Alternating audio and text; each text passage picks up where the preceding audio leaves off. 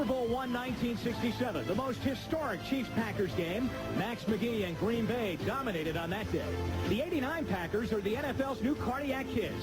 Chris Jackie's last-second field goal last week is typical. 5 times Green Bay's won in the last minute.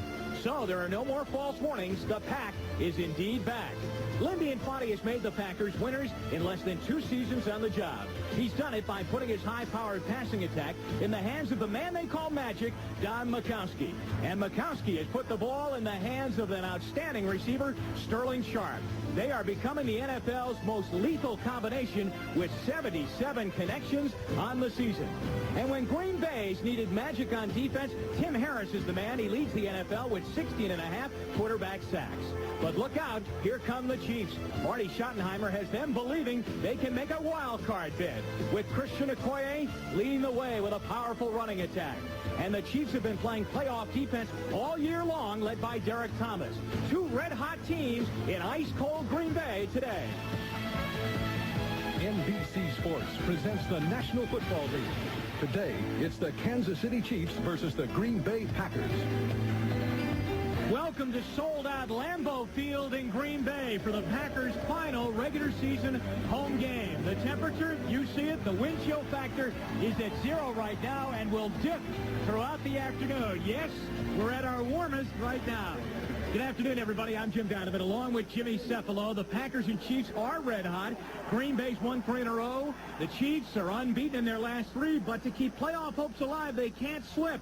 They have to keep on winning. They can't slip on the field either. Cold weather. What about the turf today? Well, slip is the right word to use today. I just walked around the field a few moments ago. Around the perimeter, it is absolutely frozen solid.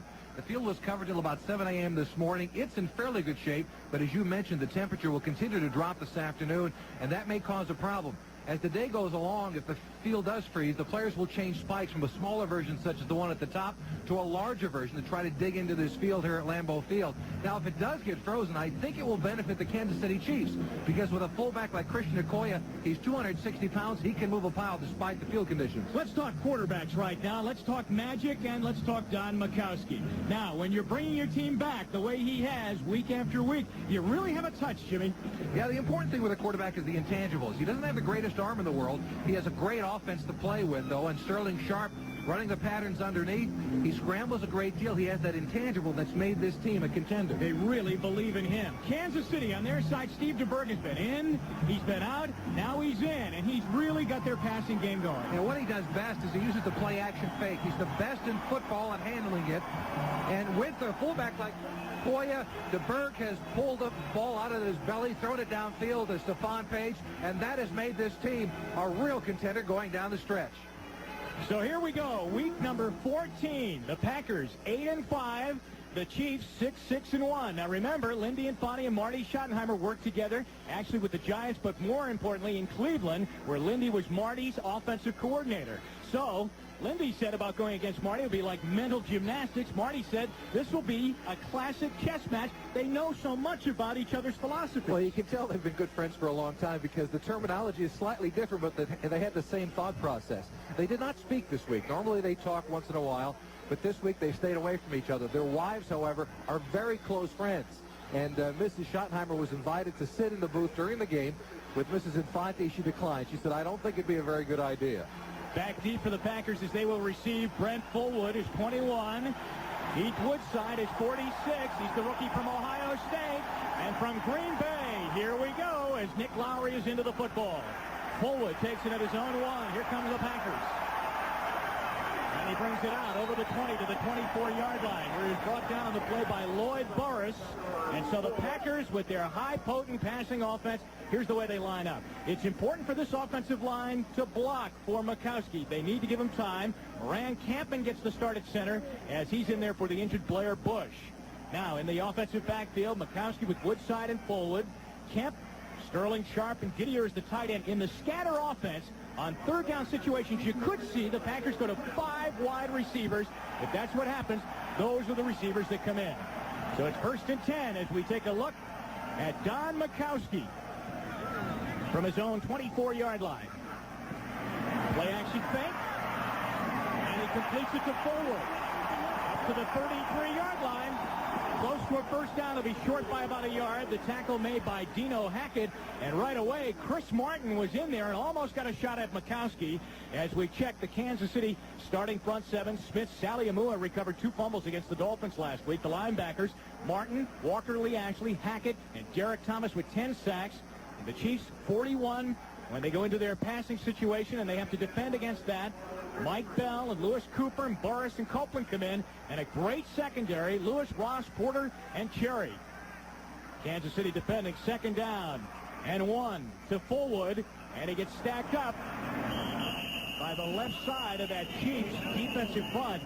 Kansas City is rugged to run against anyway, and last week Green Bay did not run well against Tampa Bay. They only rushed for about 68 yards total in that game. Yeah, it was their worst outing of the year as far as running the football is concerned, and that really slowed down their passing game. They open up the offense, they spread everybody across the field, but it's contingent upon Fullwood being able to run well with the ball. They had to get to the 34, and we'll have our first measurement of the day. Our referee today is Jim Tunney, and he'll inspect this and tell us if the Packers got it. By the nose of the football, first down Green Bay. Lindy Infante checking the system. Jimmy, the offense, describe it for us. It really stretches you out. That's exactly what they do. They take the wide receivers and the running backs, they spread them all over the field. They force the defense to spread with them, and that in turn opens up a running game underneath. Mikowski likes the short passes. All the receivers have quick options underneath, and they use them almost as an extended running attack. He'll throw about 60% of the time. Look at that, 3,719 yards with 3 regular season games remaining. Sharp is at the bottom of your screen. Up at the top is Terry Kemp. They go to Fullwood. He runs into the arms of Derek Thomas as he goes over the 35 out to the 36-yard line. So they are trying to run left and run right at Derek Thomas. Well, they like to run left behind Rutgers and Moran. Now, take a look at it. That's Derek Thomas. Not only number 58, not only does he play the pass well, but look at him. He takes on the blocker, throws him away. He's going against the veteran John Spagnuolo, number 89. He's the one that clogged it up and stopped the running attack of the Pack. Now, even though they throw the ball so much, Fullwood's having a good year. Came into the season, as you saw, with over 700 rushing yards. And we now have second down and 7 as he picked up 3 on that first down run. 3 wide receivers in the game right now, 5 defensive backs for Kansas City. The ball at the Green Bay 37-yard line. All kinds of movement. Mikowski dumps it out of the backfield. Fullwood's got it. Flag down at the 40-yard line. Chris Martin makes the tackle. Now we had movement by the Chiefs, and we also had Dan Weingrad at right tackle 73. Might have pulled out early. Let's check the call from Jim Tunney. It's against the Chiefs, offside. Marty Schottenheimer looking on. I think he's saying, hey, 73 Weingrad really moved quickly. He wants to get on the officials early. A good coach will do that. They'll start working the officials early in hopes of getting a call that's a close one later on. Instead of second down at 7 now, it'll be second down at 2. Let's take a look at the movement. You mentioned the Weingrad with a little jump, but they look pretty strong across the line. On the back end, you could see Weingrad moving. But on this side, it was Thomas who lurched across, and that's what the officials saw. Second down and 2 now at the 42-yard line. Jeff Query is into the lineup, rookie wide receiver out of Millikan University. 3 wide receivers in the game right now for the Packers. They go back to Fullwood as they're showing run a lot. And off the right side this time, he gets up to the 45-yard line. Good block on the right side of that Packer offensive line. Another first down for Green Bay as they come out running the ball. And why not on second and 2? Well, anytime you want to go against Kansas City, you want to try to establish the run because their secondary is the best in football today. So if you try to run, you run early against them, try to get them to commit to the running attack and then throw the ball downfield. Lindy Infante knows Marty Schottenheimer's mind better than anyone, and that's what he's trying to accomplish. There it is. Infante and Schottenheimer, when they were together in Cleveland, they went to the AFC Championship game twice and came within seconds and just a couple of yards both times of going to the Super Bowl but missed. Fullwood, reverse, Sterling Sharp, and it's wide open.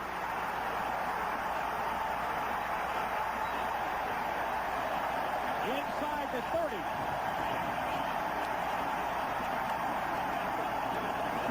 To the 29-yard line of Kansas City, and the lead blocker was the quarterback, Mikowski. He did a good job of it, too. Here's the way it worked. They moved him down the line.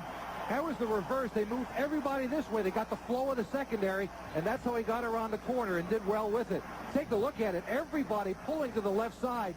The good movement. They got the entire secondary, the linebacking crew running toward the left, and back around comes Sharp with a good block in front by Mikowski. He said he was a linebacker playing quarterback. He makes 2 blocks. One in the front man, the second on Cherry.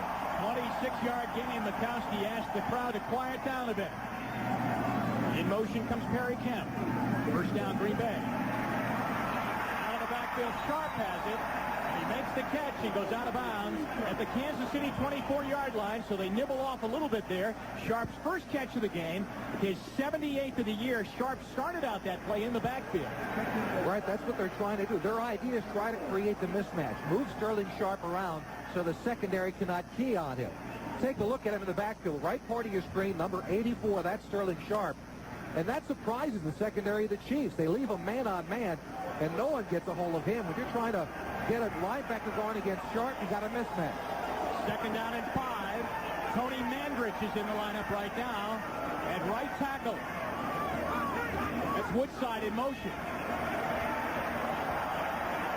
Mikowski faked it to Sharp, threw it to Woodside, and the pass was low. Deron Cherry was over there for the Kansas City Chiefs, but he kind of pump faked.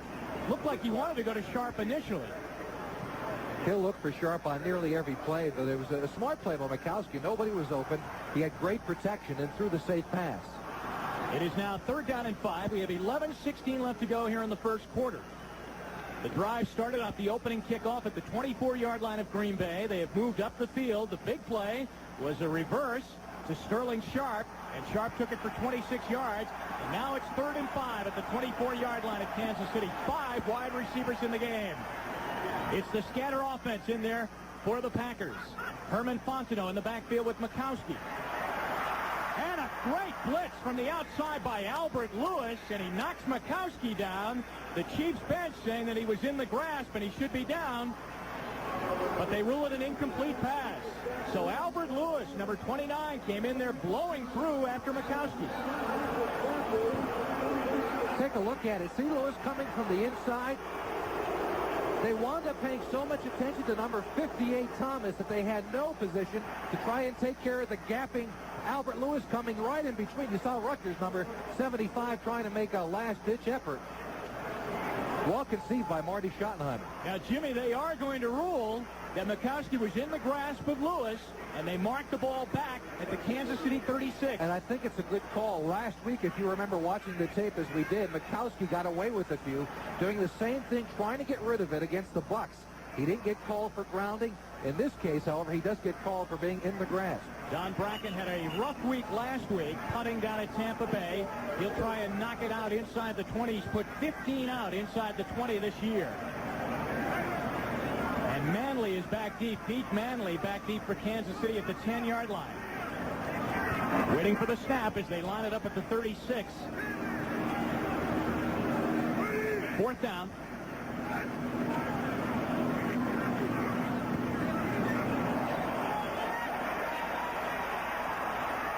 Into the end zone. And hit at the 3-yard line. Looked like it might dig into that soft turf. But Kansas City makes a nice defensive stand, and Marty's Chiefs get the ball back. No score from Lambeau Field. We'll be right back.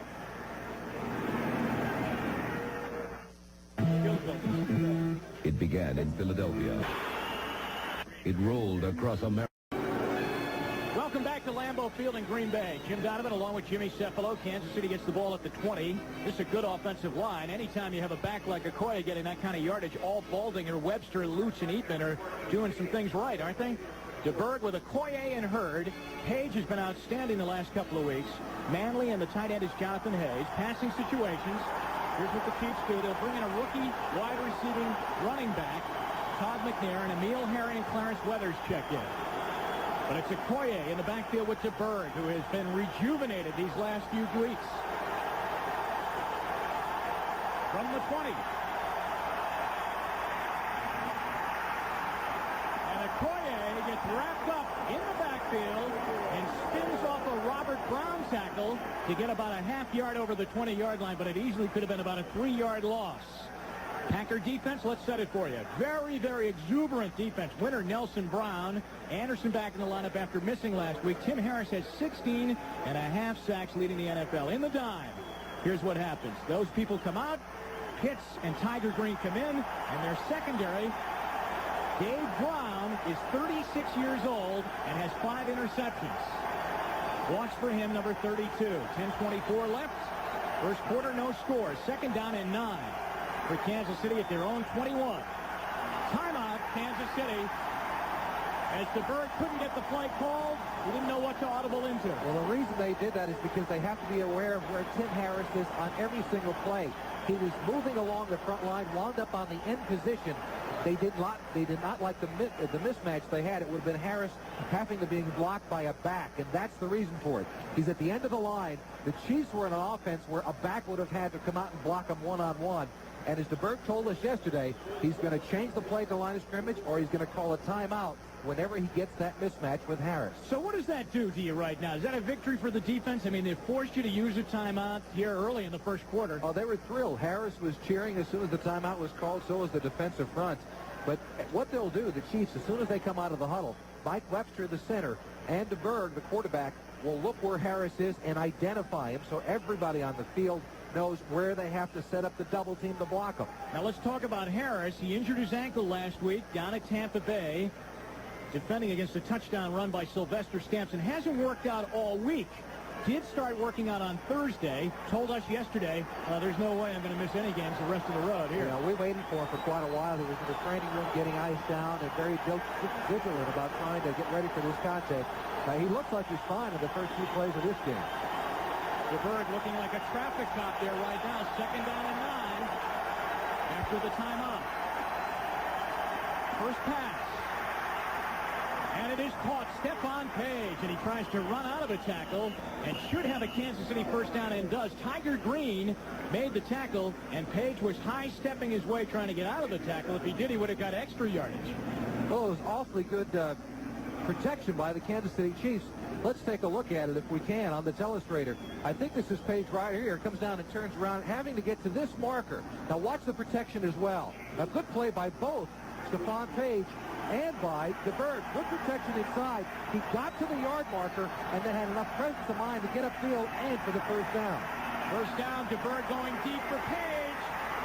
And Mark Lee almost picked off the ball, and they're going to get Page for interference as he grabbed Lee.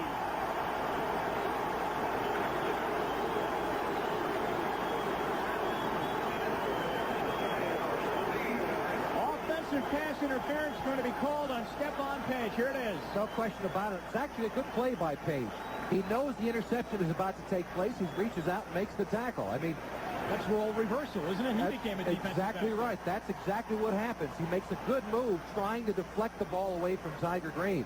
They'll take the penalty, line up again on second down, and try to make something happen. Nothing wrong with that by Page.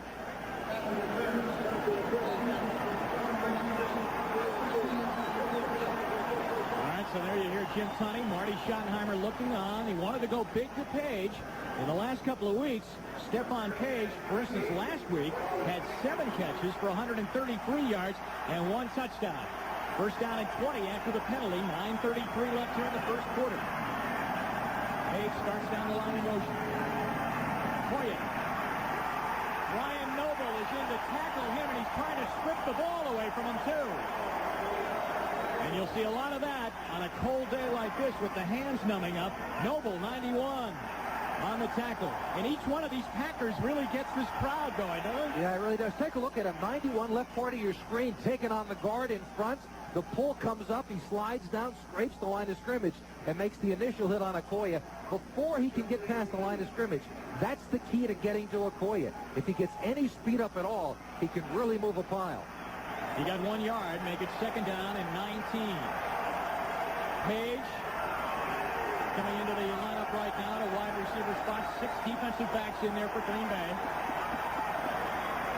DeBerg back. Nice catch by his tight end, Jonathan Hayes, who hangs on, and it's brought down by Ron Pitts out over the 30-yard line to the 33. Good play by Hayes as he makes the catch waist level and then pulls it in. And Hayes, that was just his 10th catch of the year. This is not an offense that uses the tight end a great deal. If you asked DeBerg about it, as we did yesterday, he said, look, the man I look for on nearly every play when I have to throw it downfield is Stephon Page. He's his favorite receiver. All right, let's watch Harris right now. This is his down, 3rd down and 8. 16.5 sacks, leading the NFL. The key is where is he lining up? That's what DeBerg and Westbrook are looking at right now. See him moving around? Yeah. They're all pointing to him. They're all pointing to one man. Page has got it, fumbles the football, and they rule it an incomplete pass.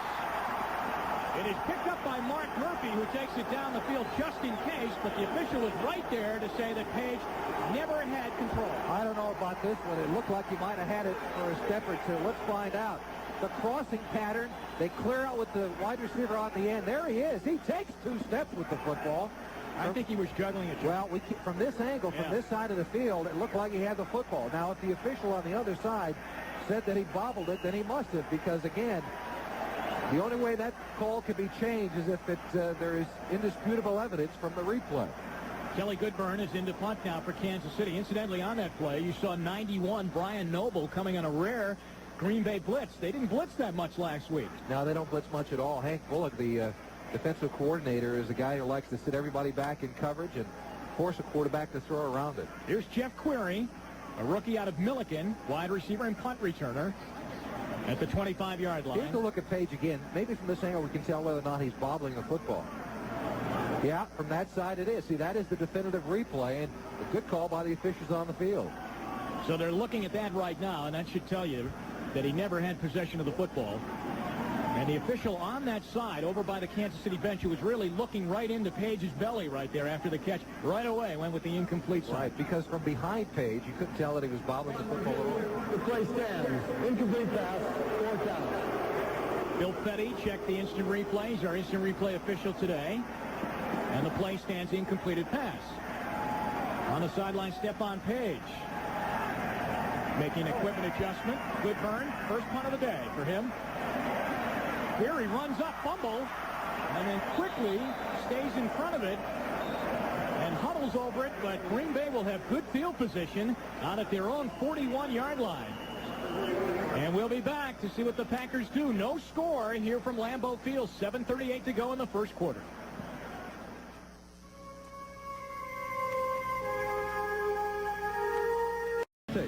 This Bud's for you. By Black & Decker, quality tools that go at the top of everyone's gift list.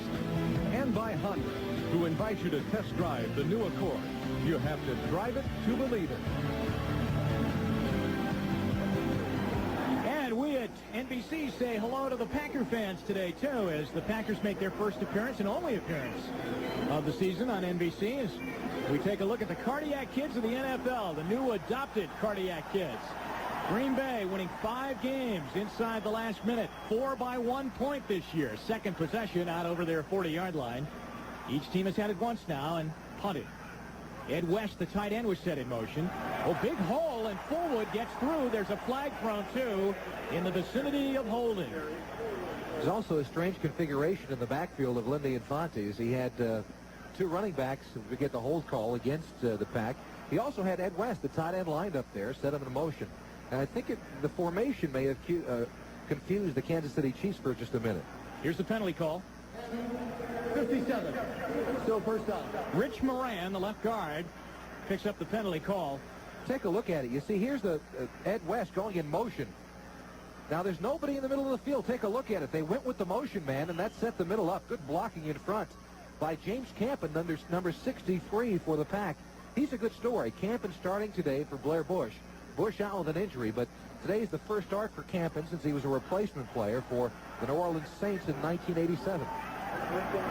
First and 20 after the penalty. Back now at their 30-yard line. Green Bay shifting around. Woodside and Fullwood in the backfield. Here's Mikowski dropping back. He's got Fullwood out of the backfield. Nice spin move to get away from a J.C. Pearson tackle and goes out over the 35 to the 36-yard line. This is Sunday number 14 in the NFL. We've got the big one here at Lambeau Field. Let's check around the league. Minnesota playing without Herschel Walker today. Dislocated shoulder. 7-0 they lead. The Bears by a field goal. Cincinnati in that big game. The Bengals coming on now. Houston leading the Central Division in the AFC. Pittsburgh over the Jets 7-0. New Orleans leading San Diego over Washington 7-0. And no score in the Bounty Bowl, I guess, on Philadelphia. That's a big game for the Buffalo Bills, down 13-0 early to the Saints. A key game in the AFC East. 6:20 remaining, first quarter, second down, 13. The ball out at the 37-yard line. And Mikowski is forced to use a timeout right now. Each team has had to use a timeout. DeBerg had to look to the Kansas City bench to call a timeout and need an adjustment, and now Don Mikowski does too. So it's 6:14 left to go. Here in the first quarter, Mikowski and Infante will huddle on the Packers sideline, and we'll see what they do when we come back. Well, in the background there, even Santa is here at Lambeau Field today. He's about the only one that isn't wearing something green and gold. This is the Packers' first appearance back at home since November 5th. They've played a home game, but that was in Milwaukee. Then they've been on the road. So this is the first time in over a month and the last time that these fans will see them in the regular season. Second down, 13 after the timeout. Let's set that backfield for you. One back in the backfield. That's Fullwood. 4 wide receivers in the game right now. Perry Kemp comes in motion and lines up right in front, almost like in a fullback position, and then goes in motion again. Mikowski delivers. Incomplete. Intended for Keith Woodside. And Mikowski off the mark here early, being forced, I think, to go to secondary receivers. I don't think he's getting his first guy every time. Well, he usually does. I mean, he likes Sterling Sharp initially, wants to go to him, but he spreads it around as much as anyone. One of the things Lindy Infante must have is that his receivers must run patterns full out every time, whether they're their primary or secondary receiver, because he sprays the football around so much. There's Mr. Third Down, Herman Fontenot, a former Cleveland Brown. There's a Schottenheimer connection there. We'll develop that for you. Now with Infante and the Packers, a very valuable player for this team. All-out pressure, and Mikowski has to deliver it very early to Fontenot, and it's incomplete. There were all Chiefs coming after Mikowski, and even if Fontenot had made the catch, Burris was right on top of him. Well, that's a dangerous play because Burris had Fontenot man-to-man, and there was a very good possibility of the interception there.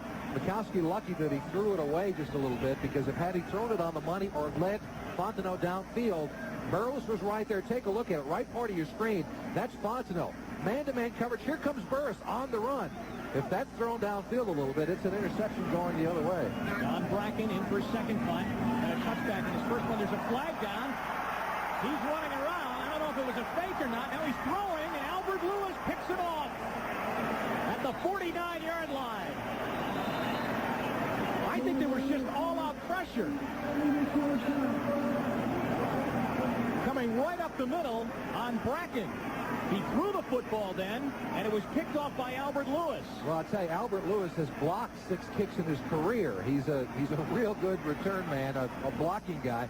There he gets downfield and gets in on the interception, but you're right.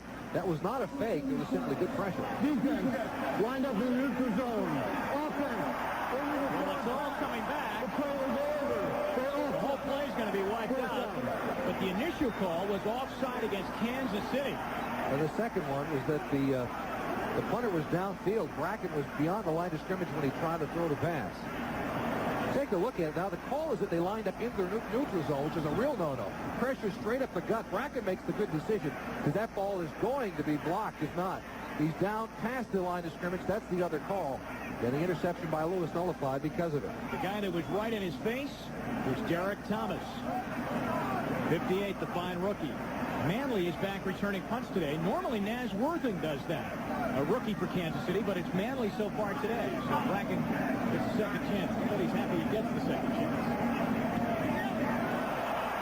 Slides this one, a terrible punt. Manley takes it at the 35-yard line. Don Bracken hears the boos. He did not punt well last week in Tampa Bay, and he's off to a rocky start here. Kansas City's got good field position when we come back. This isn't a little quick. Guy after he nails a 30-yard punt. Don Bracken just had that happen to him, setting Kansas City up in good field position. His problem has been the low kicks. He just had a line drive on the last one. A week ago, he had a net average, which is 22 yards, which is atrocious in the NFL. In fact, he is last in the league in net punting average. First and 10, Kansas City, second possession for them. As you see, the Chiefs staying warm and everybody staying warm. The temperature is going to dip. We told you that because there's some kind of Arctic front or blast coming in here tomorrow that's going to have us way below zero, and we could get a taste of that by the second half. I'm glad we're moving out before that front goes in. Well, I don't know. The way the Packer games have gone this year, sometimes they've needed right down to the last second, and who knows? The way these two teams have sized up defensively so far, could be a long, late afternoon. No score here from Lambeau Field. Okoye lines up behind the bird. Now Herman Hurd pops into the backfield. On first and 10. They give it to Okoye. And Brian Noble is there. Noble makes the tackle out near the 38-yard line. Short gain of 3, and it will be second down. Let's go around the league now. 7-3, Minnesota leads. Chicago on a Butler field goal lead. Cincinnati by a touchdown over Seattle. Houston and Tampa Bay tied. Tim Worley has scored for Pittsburgh. New Orleans up on 2 touchdowns, 13-0 in that game. They've missed an extra point. San Diego on 2 Billy Joe Tolliver touchdown passes leads Washington. And we are scoreless right here at Lambeau Field in Green Bay with 5:11 to go in the first quarter. Second down and 6. James Saxon breaks through, and Kansas City gets a first down. And we go to New York right now. NFL Live update, and here's Bob Costas. Okay, Jim and Jimmy, remember all the controversy last year about the hurry-up offense of the Bengals. They try it today against the Seahawks. Offsetting penalties, illegal substitution against Cincinnati. Too many men on the field for the Seahawks. The play is disallowed, but later Esiason threw 21 yards to that man, Tim McGee, for a legitimate touchdown. Bengals 7, Seahawks zip early in the second. All right, thank you, Bob. It is first and 10, Kansas City, out at the 48-yard line. After the James Saxon run, and they go back to Okoye. And Blaze Winter knocks him down at midfield, but then he spills into Green Bay territory at the 49. You know, Jimmy, he gets that extra yard because he's so big. I mean, you're tackling 260 pounds. Not only that, but he runs about a 4.6 40. For a big man, he's incredibly fast. The reason he got into football, he played soccer in his native Nigeria, did not make their national sprint team. That's how fast this guy is. Came over here, played at Azusa Pacific in California, played both track and was a running back, but only had a couple of years experience in American football before he was drafted in the second round by these Chiefs. Second down and 7. They are in Green Bay territory for the first time. There's the play action, and wide open. Alfredo Roberts, the tight end for Kansas City, and he goes down to the Green Bay 35 to the 34-yard line. And another first down as Kansas City uses that great DeBerg ball handling. You'll watch him here. That's exactly what it is. It's the great ball handling by DeBerg. Take a look at it. He turns this way, gets the movement going, and then spins back around to get the tight end coming out on a pattern like this. Watch the movement of the Green Bay Packer defense as he does it. Everybody's coming this way. Great play action fake by Steve DeBerg. That's all quarterback there, giving the big play to the tight end. You know what he had? He had Tim Harris frozen exactly the way you want him. You don't want him coming at you. First and 10 now. Kansas City timeout again. Their second one now here in the half. Again, you find out, where's Tim Harris? I mean, they don't want to get the mismatch against Harris against the back, or they're going to be in trouble. They'd rather waste the timeout. The second time now here, and we're still in the first quarter with 3:01 left, that DeBerg has come up to the line of scrimmage, taken a look, tried to identify where Harris is, and then had to call the timeout. They didn't have it in time. Couldn't make the play. All right, next weekend, plenty of NFL action here on NBC Sports. Join us on Saturday for a special edition beginning with NFL Live at 3:30 Eastern Time. Then the AFC Western Division champion Denver Broncos head into the Valley of the Sun to take on the Phoenix Cardinals. Sunday's a football doubleheader afternoon here on NBC. In Game 1, many of you will see the Houston Oilers face the Bengals from the jungle in Cincinnati. And in the second part of the doubleheader, most of you will see the Buffalo Bills battle the defending Super Bowl champs, San Francisco 49ers. And check your local listings for the games in your area on NFL Live. Coming up next week, O.J. Simpson spends the week with the owner's owner, Edward DeBartolo of the San Francisco 49ers. He's also the player's owner. They have the highest payroll in the NFL, and the guys just love him to death. Boy, to be that popular, though, that costs you a lot of money. Hey, it's nice to make your friends happy around the holidays. There's a happy man right now. Mr. Harris has been dominating the NFL, 16.5 sacks. And he's playing on a bad ankle today. He's not been much of a factor, but it's because Kansas City is double-tipping him wherever he goes. Jonathan Hayes, the tight end, is in a slot. Here the top of your screen now comes in motion. It's 1st and 10 for Kansas City. Okoye is hit right away. There's Harris for the first time today. We see him get on the other side of the offensive line of scrimmage and really make the catch of Christian Okoye. You know where Harris is? He's right in the middle of the field. Take a look at him, right over the center, working against Mike Webster, the big man. He beats him to the punch and gets into Okoye, but again, before he gets it going. Now, this is what they look at when they come to the line of scrimmage. Where is Harris? That's the first question that Kansas City's going to ask. And this time he's lined up right over the middle of the field, over the center, but he moves around. Now, he told us yesterday he likes to line up over the guard sometimes and rush from there. A loss of 1 on that play, 2nd down and 11. From the Green Bay 36-yard line, DeBerg. Wide open over the middle. Emil Harry makes the catch. Down at the 25-yard line. He'll be short of a first down, though. So they will come up 3rd down and about a yard to go.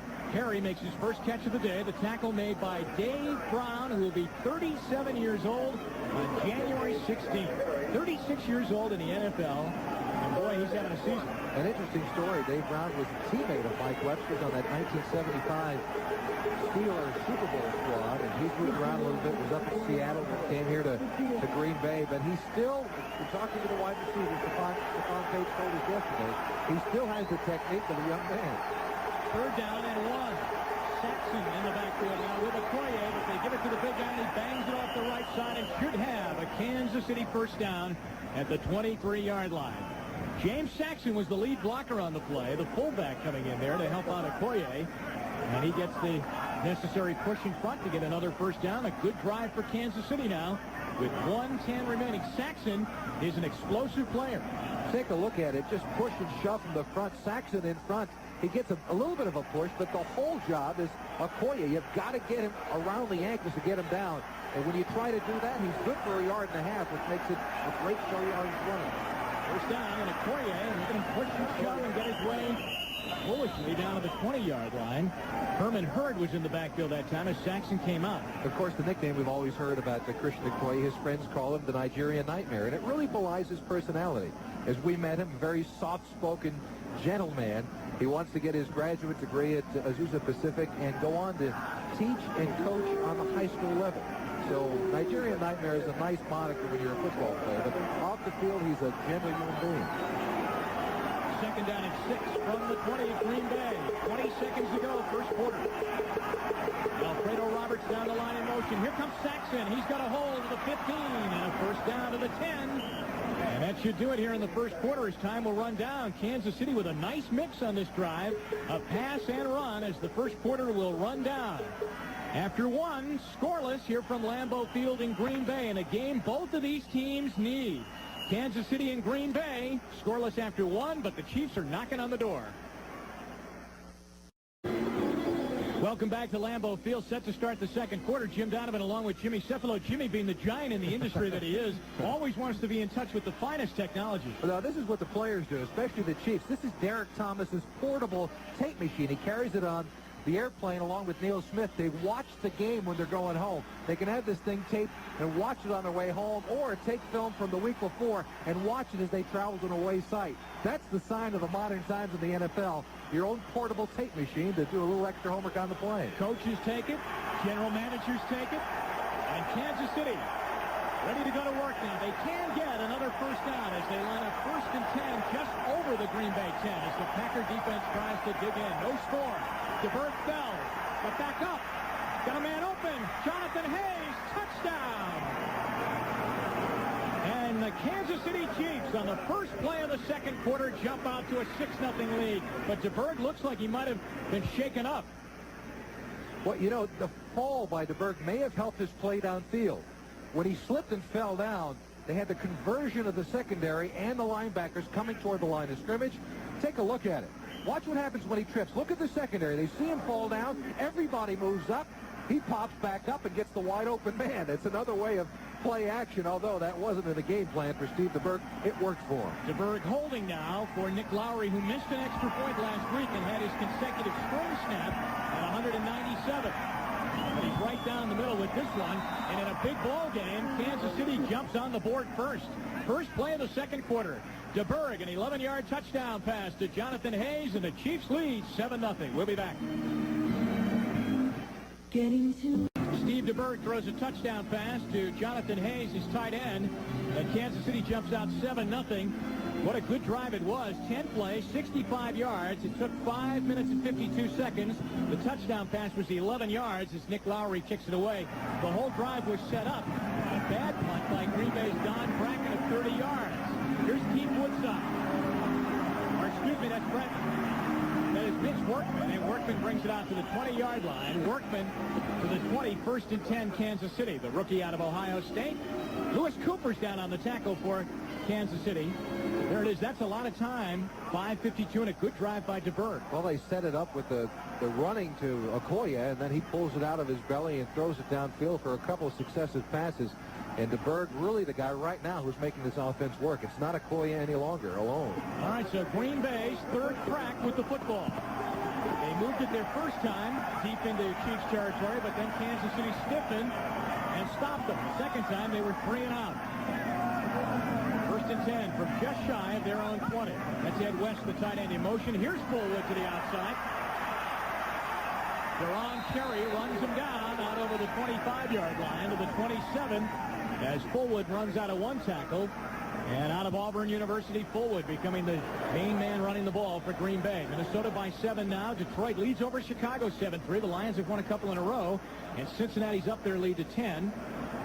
Houston, in that big game for them, they're all big to all of those AFC Central Division teams. Pittsburgh leading, and New Orleans leads Buffalo 13-6 in the second quarter. San Diego 14-0, and Philadelphia's on the board over Dallas.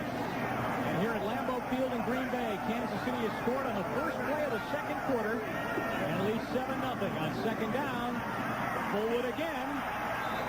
Dives up near a first down, shy of the 30-yard line, so he'll be shy of the first down. He's brought down by Dino Hackett as Hackett brings him down and also getting up. Look at that. Isn't that nice? That's gentleman play. There's the Fullwood helps out with Leonard Griffin's face mask that was full of Lambeau Field turf. You know the next thing that Leonard Griffin's going to do? You know what he's going to try to do on this play? He's going to try to knock the heck out of Fullwood. That's not such a nice thing to do. Well, in the now, if this was a beauty pageant, that would be the Mr. Congeniality award right there. And that's about it. Doesn't get you much in the NFL. 16 yards rushing for Fullwood. Third down, less than 1. Haddix is in the lineup right now as a fullback. Michael Haddix as they go back to Fullwood. And on that second attempt, he gets the first down. Green Bay will have it 1st and 10 out over their own 30-yard line. And Jimmy Mikowski has not completed a pass so far here this afternoon. But their running game has given them some movement. Well, he's had a lot of pressure. Most of the time when he's dropped back to pass, someone's been in his face.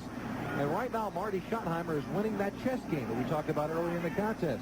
He's beating Lindy and Fonte by putting a couple of defenses, putting pressure on Mikowski, and has been shutting down the running game at least until this drive. I'll correct myself. He hasn't completed a pass in a while, but he's 3 for 6. As Sterling Sharp off the line of scrimmage now at the bottom of your screen. The second man in on this set. 1st and 10.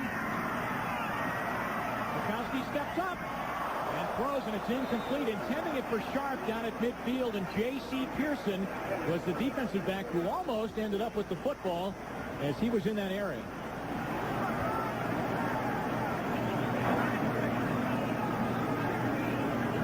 Second down and 10 coming up with 13:01 left here in the first half. Plays being signaled in by Anthony Dillway, number 8, a rookie quarterback out of Duke. 13:01 left here in the first half. Second down and 10. Ball out over the 30-yard line. Fullwood, the lone back in the backfield. 3 wide receivers in for Green Bay. Mikowski running out of time. He's got room to run. And he gets up to the 40-yard line, fumbles the ball, but they roll him down at the 40. You know, Mikowski came into the game as Green Bay's second leading rusher. This is another play that Mikowski made the intelligent decision by running it up the field. They had man-to-man coverage in the secondary, and when they went with it, that leaves the quarterback all the room in the world to run it downfield. Take a look at it. Man-to-man coverage, every defensive back and linebacker has someone they're covering. That means the whole middle of the field is wide open for Mikowski. He makes the intelligent decision and gets very close to a first down. You know what's really bearing fruit here is that this secondary is tough to throw against. It's the best in football. Albert Lewis is the quarterback for the Chiefs, is the best single man-to-man guy in football today. 3rd down and 2. Mikowski looking down the sideline. Contact is made as Aubrey Matthews was going for the football with J.C. Pearson, but there's no flag.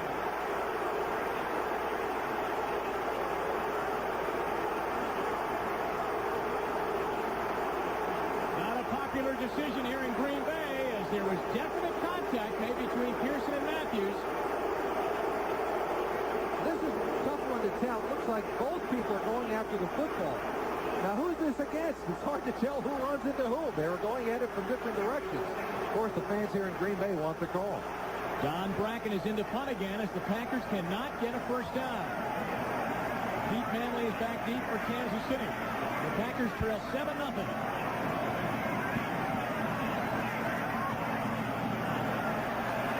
Again, it's short, and then he gets a bad bounce. Kansas City will have good field position once again out over their own 30-yard line to the 31. Derek Thomas been a bit quiet today, but I'll bet it has a lot to do with what the Packers are trying to get done to him. Take a look at it. Going against Ken Rutgers, number 75. Yeah, there you go. That's the old takedown. That belongs on Saturday Night Wrestling. As Derek Thomas trying to get it done, but Ken Rutgers won't let it happen. We'll be back in a moment. If you thought you had to give up comfort to get a close shave, Norelco says... And cut shavers, we make close comfortable. And by Busch Beer, the beer with a taste as smooth as its name. Welcome back to Green Bay as Tim Harris and the Packer defense will now try and dig in after giving up a touchdown their last time out defending against Kansas City. The Chiefs have it after a second consecutive Don Bracken 30-yard punt. He's averaging 32 yards punting the ball for Green Bay. That's been a problem here today.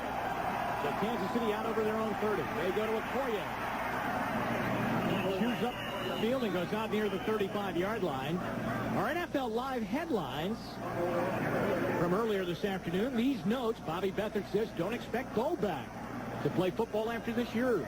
Bernie Kosar, Merlin Olsen reports that Kosar can't straighten his throwing arm. He's having a terrible time with his elbow. And Jerry Glanville, the Oilers coach, says he doesn't have job security despite being in first place. But then again, he says no coach does. NFL Live halftime score is coming up. Bob Costas, O.J. Simpson, and the gang in New York at halftime. 11:15 left here in the first half. Alfredo Roberts in motion. Back to Okoye on second down. Runs up near a first down, and a late flag is thrown from way back into the offensive line pile. And let's see if they might have nailed the Chiefs on this one. They were up close to a first down if the play stood. As Okoye heads back to the Kansas City huddle. Well, that's a block below the waist from the back. You know, when you're coming in as a wide receiver, you've got to stay above the waist on the numbers. And that's going to hurt them deeply now after they were near the first down. Number 89, crack back. It's on Pete Manley, the wide receiver. That's always the call. When you see that kind of emotion, the wide receiver has got to start his block on the number of the defender he's blocking because he's coming from the outside in. It can be a very dangerous block against a defensive lineman or a linebacker. Manley gets called for it. Got to stay up on the numbers. That's a dangerous play. So that will make it second down and 20. And again, the Packer defense, namely Tim Harris, trying to get this big crowd excited as their offense has done nothing, but their defense is trying to ignite this place. They trail 7-0. Harris is moving inside over the center again, right over Webster. Now they're calling it second and 21. And they run Okoye, and he gets short yardage out over the 20 to the 21-yard line. Scott Stevens Comes in a linebacker to make the tackle. Steven, in his third year out of Arizona State, made his first start last week, and there's kind of a cute story about it. In Tampa Bay, he replaced John Anderson, who was injured, and he didn't know how to really go out for the starting lineups, right? Yeah, he didn't know how to start a game. You know, and Anderson grabbed him and said, "You're supposed to be on the field. They're going to announce you." He said, "For what?" He said, "Because you're a starter today." That's the idea of this thing. Well, once he got adjusted, he came up with a great interception in that game. He deflected the ball and then caught it on the ground.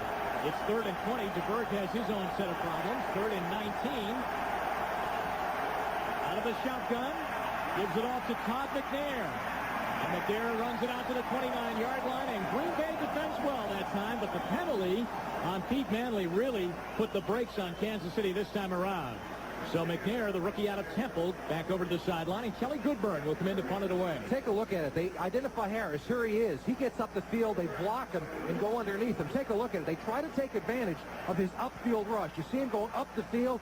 That's where they run the football. But, of course, they needed a ton of yardage for the first down. Big punt by Goodburn, and Jeff Query takes it and cuts it up the middle of the field with good speed.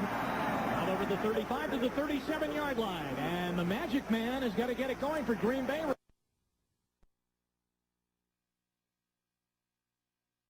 But, of course, they needed a ton of yardage for the first down. Big punt by Goodburn, and Jeff Query takes it and cuts it up the middle of the field with good speed.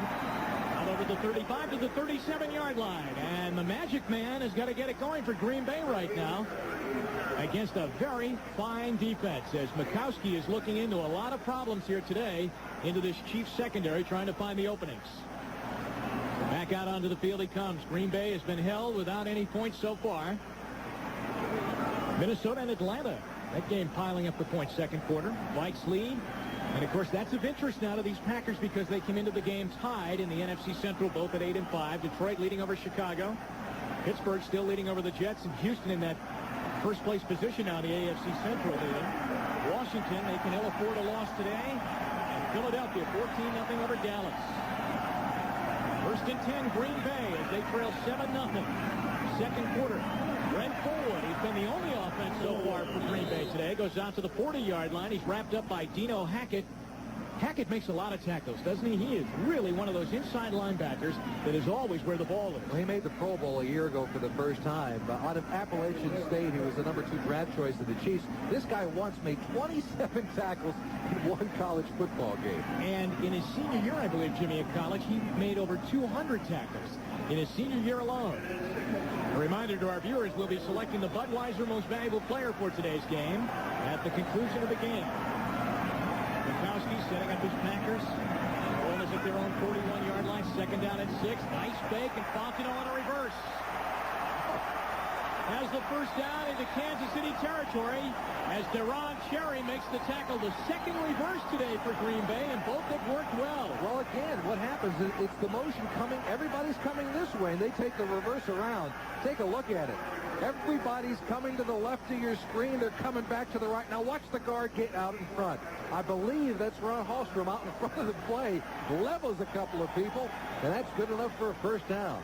Walker Lee Ashley made the tackle. The Packers are at midfield. That is what is meant by misdirection. The term is used so often. What it means, get everybody going in one direction and come back the other side. The Packers have done it twice to perfection today. Still, Green Bay has not been able to get the ball to Sterling Sharp. But for one catch, Mikowski trying to find somewhere to go. Ad-libbing now. And Perry Kemp makes the catch. And gets leveled down at the 43-yard line. A good play by Mikowski to buy some extra time. And Kemp really got his bell rung down there by Danny Saliamua and Chris Martin. Lindy Infante believes you always take your best receiver and put him on the weak side of the formation. Now, what defensive coordinators do is double team the weak side receiver. That's Sterling Sharp today. That's the reason he's not getting a lot of movement over there. Kemp's going to have to pick up the slack if they're going to be successful with the passing attack. Picked up 7 on that play, and it's second down and 3. The backfield right now as Mikowski comes out will be Forward going to a fullback position. Now they shift out of that. And Woodside goes offset to the left side. Back to Forward. Stopped right away. Neil Smith came in there. Number 90, Smith having a great year this season. They were wondering a little bit about Smith, weren't they, in his rookie season last year, whether they might have come up with a bad first pick, but he played well this year. He's really played well. When he entered Nebraska, he entered as a basketball player. As we take a look at the play, he entered as a basketball player, and he ran a 40-yard dash in 5.1. He weighed 208 pounds. When he left, he was 260, and he ran a 4.6. I think that's a lot of improvement for a 4-year period. But Neil Smith continues to improve in the throws, and the Chiefs think they've got a good number one now in his second year. How about this? 3rd down and 1. 4 wide receivers in the game right now for Green Bay and a shotgun. The draw. Mikowski following Hallstrom all the way up the field for a first down to the Kansas City 23-yard line. Good call.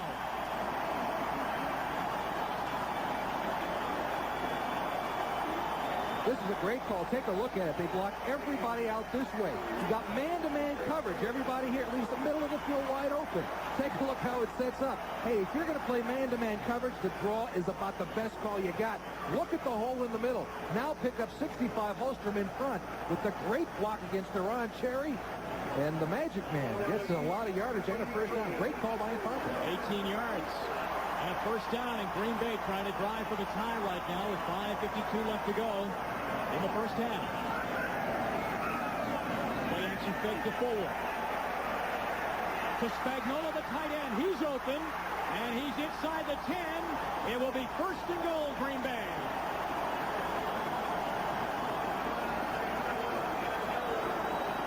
Jimmy, they're very rich in tight ends, aren't they? With Didier, Spagnuolo, and Ed West. And they just got West back. He's their leading tight end receiver. He had 20 catches coming in today. But take a look at the great play-action fake taking a part of the playbook of the Kansas City Chiefs in the bird.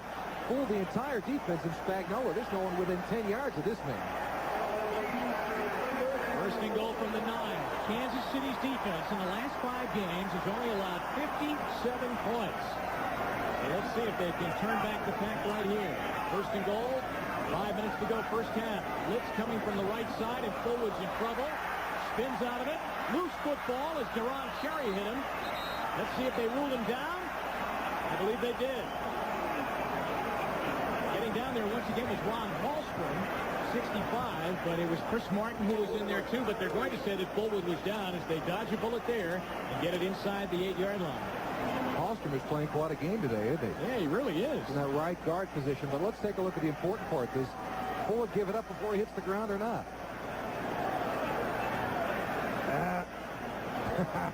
Well, what do you think? I'd love to see that one again. Is what I'd like.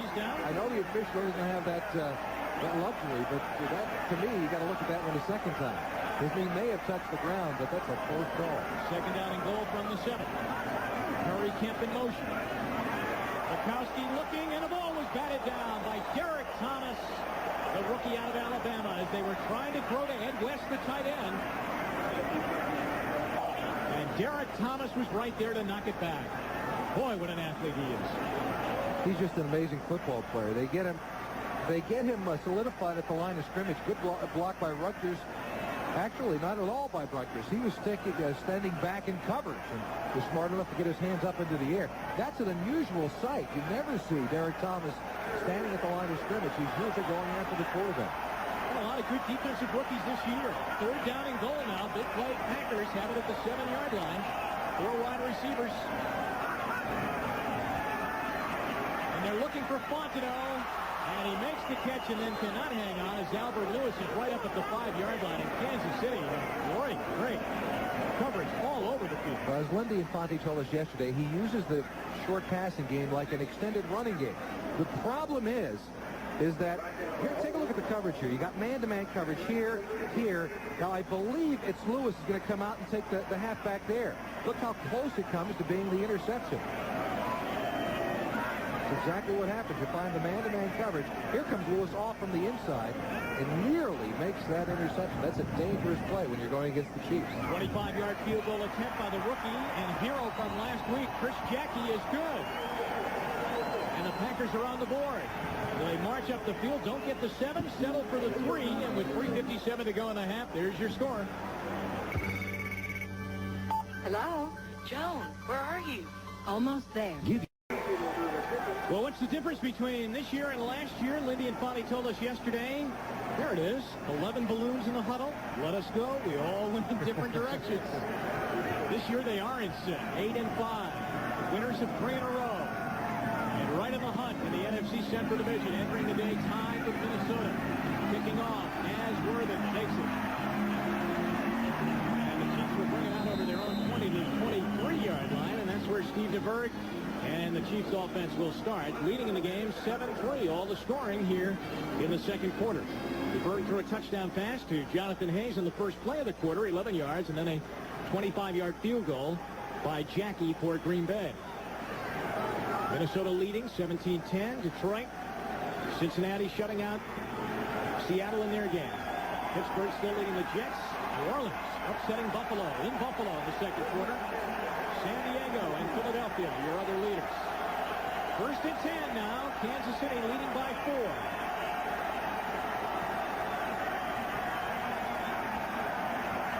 They drop back to Bird. And Stephon Page makes a great catch, sliding out over the 45 to the 46-yard line. Stephon Page working against Mark Lee and Mark Murphy on that play. It's also a great throw by DeBerg. Take a look at it. Page runs him off as much as he can, and then as soon as he makes the break, the ball is on the money. That's the only spot that ball could have been completed, and DeBerg should be really applauded by that. Is almost like it's coming in from the backside, like Chuck Cecil. Boy, Stephon Page happy at the turn of events for his team and himself as he's starting to see the football now late in this season. That is a 23-yard pass play, and wide open over the middle is Emil Harry. Down into Packer territory, down to the 37-yard line. Emil Harry makes the catch of a Steve DeBerg pass, and DeBerg has come up with 2 big pass plays in a row now with 2:50 to go in the half. That is another crossing route, this time by Harry on the same side of the field, however. I tell you, this secondary of the Packers have been doing a good job so far, but they cannot only concern themselves with Okoye because DeBerg will pick them apart if they do. 18 more yards on that play. First down.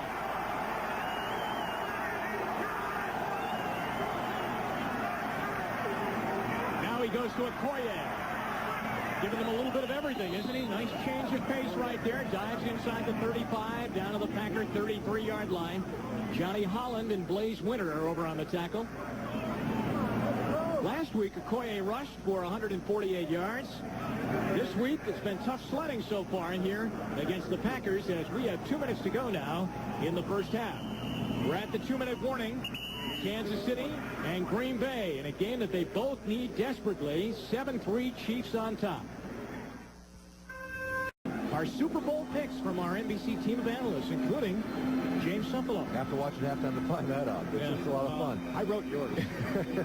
You know, so Tony Mandrich, of course, the #1 choice of the Pack, has not played a lot this year, and he came off as that big, gruff kind of guy. Last week, he softened a little bit. There was only 1 injury to the Pack last week. That's when their priest jumped up in the air after the big field goal, tore an Achilles tendon, and Mandrich wheeled him off the wheelchair off the airplane. He's turning into a nice man. The fans here in Green Bay like him. Play action fake. DeBerg has Herman Hurd wide open, and a blocker up the sideline. Hurd to the 10, to the 5, with Jonathan Hayes leading the way. And once again, crafty Steve DeBerg with that great ability to fake that handoff, freezes everybody. You know, he does it in an unusual way. He actually takes the football and sticks it out. Now, a defensive lineman or linebacker will see the ball exposed. Take a look at DeBerg. See, he actually sticks the ball into the belly of Okoye. Then he pulls it the way back out. And that's why he is the best play-action man in football today.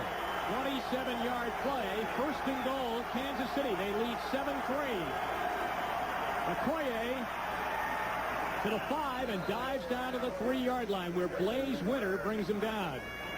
And Johnny Holland is once there again. Remember, Kansas City had to use 2 timeouts in the first quarter when DeBerg was a bit puzzled up at the line of scrimmage.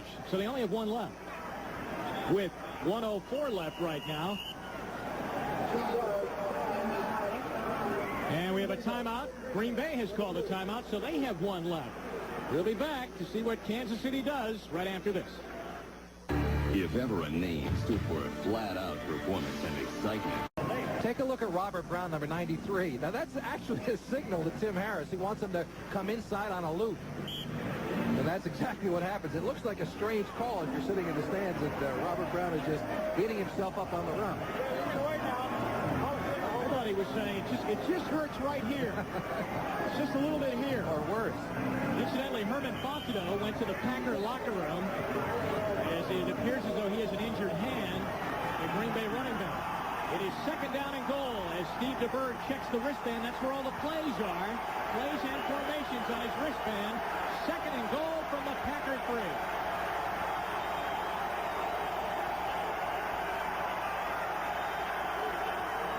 Okoye with a flag down, goes into the end zone for a touchdown. Well, let's check the penalty. It's going to be against Green Bay.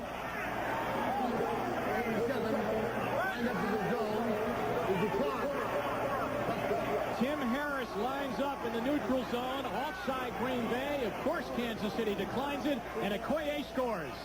Harris lined up in the neutral zone. The play went away from him, however, and look at people bouncing off Okoye. If you try to run at this man's thighs, he'll just run you completely over. He's too big to do that. You got to get him down by the ankles to try and take him to the turf. Kansas City on the board, second touchdown of the day. One by pass, and this one by run. And Lowry to attempt the extra point. With 1:01 to go in the half. It's good. And the Kansas City Chiefs have come in here and moved the ball very, very well behind that man, number 17, Steve DeBerg, and lead with 1:01 to go in the half, 14-3. Yesterday when DeBerg arrived in town and we talked to him, I have never seen a quarterback so loose before such an important game. I think it's just because he is really having a ball. He's enjoying it. He nicknamed himself Freddy Krueger because he said, hey, I just keep coming back to haunt Monty Schottenheimer. He says it with a smile on his face. He's been benched twice this year. One for Ron Jaworski and once for Steve Pallure, but every time he gets back into the lineup, DeBerg shows that he really is a high-caliber NFL quarterback. Now, he's been in the playoffs once. He's been with a ton of teams, but he's been in the playoffs once, and that was with Denver. But that really wasn't his team. This would be his team if he could get them there. Look at the people he's backed up during his career. Joe Montana in San Francisco. Vinny Testaverde he backed up. John Elway in Denver. Every place he's gone, there's been a tremendous quarterback. But through the years, he told us yesterday, he's taken the knowledge of all those people, and he's incorporated it. He said the best quarterback coach he ever had was Bill Walsh. And he said the quarterback he learned most from was Roger Staubach. And that's where he learned how to do the ball handling, how to really act out the play-action fake. Now, the replacements, Elway, Montana, Steve Young, Jaworski, who has rejoined him now, or is with him right here in Kansas City. He replaced him earlier this year. And Steve Pallure, who came over here in the trade from Dallas. The touchdown drive for Kansas City. It took 6 plays. It went 78 yards, 2:56 on the clock, and a 3-yard run by Okoye. And it's 14-3, and Green Bay is in a familiar position right now behind. As they've had to come back so many times this year. It's Vince Workman taking it at the 15. In trouble, sidesteps out to the 22-yard line, brought down by Tommy Agee and by Rob McGovern, a rookie linebacker out of Holy Cross. At halftime, Bob Costas, O.J. Simpson, scores and highlights, and as I told you, Jimmy Cepolo and the rest of our NBC analysts making their Super Bowl picks and their dark horse picks. Surprise teams that might enter into it.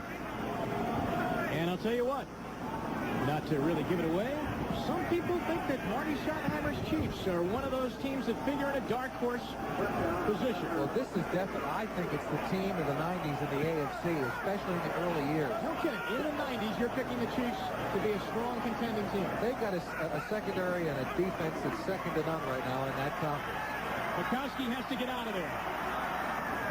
Fires across the middle, and Sterling Sharp had it, and then it leaked away, and Albert Lewis was running by and almost ended up with the football. They just can't get the ball to Sterling Sharp. Let's see why. What they do, Sterling Sharp inside of your screen, they run a lot of options. They double team him. You see him Burris in front and Lewis in the back, and he does really a great job of getting away from them. He's double teamed all over the field. Yes, he makes the drop, but it's tough to get away from that type of coverage. This is not new to him to get double covered. He's been getting it now every week. Last week against Tampa Bay, it was the same situation, and yet he came up with 10 catches in that game. 4 wide receivers in for Green Bay. Second down and 10 with 49 seconds to go here in the half. Mikowski gets stripped of the football. Loose ball. Let's see who has it. Kansas City comes up with it. Neil Smith. As Mikowski was trying to get away from an oncoming defender, the ball was exposed, and a big turnover late here in the first half. Take a look at it. I think they only rushed 4 people on this play. And it comes from the backside, the pressure. Now, Smith has got that great wingspan. He's got a 7-foot wingspan. He uses it there, knocks it away, and comes up with the recovery himself. Take a look at it again from the left side. He's working in the middle now. The great wingspan of Neil Smith. And Mikowski drops the football. Big turnover as Neil Smith comes up with the knockaway and the recovery of the Mikowski fumble, and DeBerg is right back out on the field, and Kansas City can cash in. 1 timeout left in their category. Off the left side they run it this time, and inside the 15-yard line, Bob Nelson makes the tackle with 36 seconds left. And look at the Chiefs saying, hurry up, come on, get back up. We only have a timeout left. They only have the 1 timeout left. They've got to save it to get the kicking team on the field. Look for the play-action fake by DeBerg to Okoye and go downfield with it. Second down at 6. 17 seconds left here in the half. DeBerg looking into the corner of the end zone. Incomplete. In the direction of Emil Harry, who's had a couple of catches today. And Harry slipped down in the corner of the end zone on the icy part of Lambeau Field, which is on the exterior part. Now, I think he's got time for one more play with 11 seconds remaining. With the veteran quarterback, he'll get rid of it out of the back of the end zone if nobody's open. But there's still more than enough time with the 1 timeout remaining to try one more shot at the end zone. Artie Schottenheimer's Chiefs have come in here ready to play today. Defensively, they've lived up to their billing as a very tough, opportunistic defensive team, and their offense has improved week by week, making them a team to watch here down the stretch. It is now 3rd and 6. Down the middle, into the end zone, touchdown, Kansas City. Emil Harry makes the grab, and the Chiefs score with 7 seconds to go in the half. It's a terrific play by Emil Harry. Here he is here, coming across, gets into the end zone. That is the important part to remember. He's got to get past that end zone line. A lot of receivers, if they're not the veterans, don't forget to do that. Take a look at him just inside the end zone. Enough presence of mind to get it in. Good play by Harry. Ron Pitts was the defender on the play, and Nick Lowry is in to attempt the extra point. What a huge turnaround. It would have been bad enough to go in down 14-3. Now they'll go into the locker room down 21-3 after the Mikowski fumble. Kansas City recovers and puts it right back into the end zone. But you only have to go back to look at their comebacks. They came back against the Saints when they were down 10 points, the Falcons when they were down 15, the Bears they were down 6, the same against the Bucks. 21-3, I would say the game is over. But against this team, not quite yet. Lindy Infante and Mikowski have come back from too many deficits just like this one. Scores and highlights coming up at halftime, but let's check in on the numbers. You'll see the highlights when we go to Bob and OJ back in New York. Minnesota leading by 10, 20-10. They have to love the score coming out of Green Bay today. Detroit leading over Chicago. New Orleans still holding on to that lead over Buffalo. What's happened to the Bills? They lost in Seattle Monday night and are losing at home today. Washington on the board now at the half, 14-7 San Diego, and Philadelphia leading over Dallas 14-3 in the second quarter. 21-3 here at Kansas City. Steve DeBerg has thrown 2 touchdown passes, one to Jonathan Hayes, one to Emil Harry, and Christian Okoye bowled in from 3 yards out. And the only points on the board for Green Bay, a 25-yard field goal by Chris Jackie. And this crowd has gotten awfully quiet all of a sudden. This team in Green Bay, they've really become heroes over the past month or so. A week ago when they got to the airport, there were about 4,000 fans waiting for them to cheer them on, and they really enjoy this team. All right, here's Lowry into the football, kicks it away, down it goes. That's Clint Didier, the tight end, hopping on it over the 35-yard line to the 36. And with 5 seconds left to go, Green Bay got burned in the final seconds here in the first half. They won't get fancy right now. Well, they've got nothing to lose right now. I mean, this is the time for the Hail Mary pass and throw it downfield. What do you have to lose? You get the interference call. and you get a chance to attempt a field goal, or you get the lucky bounce. I mean, And I'll tell you, the way their season's gone, you might as well throw it up. yeah. I mean, everything that they put up in this kind of situation, when they're desperate, it works. 21-3 Packers trailing by 18, 5 seconds to go in the half. 4 wide receivers in. Well, they're just going to go into the locker room as they give it to Fontenot. There's a flag down, so we'll have to wait and see. The Chiefs are heading off into the locker room. Mikowski's heading off into the locker room. But there is a penalty down on the turf, and here's Jim Kelly. Offense, 65. Penalty is declined. Half is over. And that's the way it went for Green Bay here in the first half. Don Mikowski and the Chiefs back into the locker room. Major regrouping against a very tough defense. 21-3, Kansas City leads over the Green Bay Packers. Kansas City came in unbeaten in their last 3, and Green Bay has won their last 3 in a row, but both must continue to win to stay alive in the playoff race. NFL Live halftime activities continue after this message and a word from the National Football League.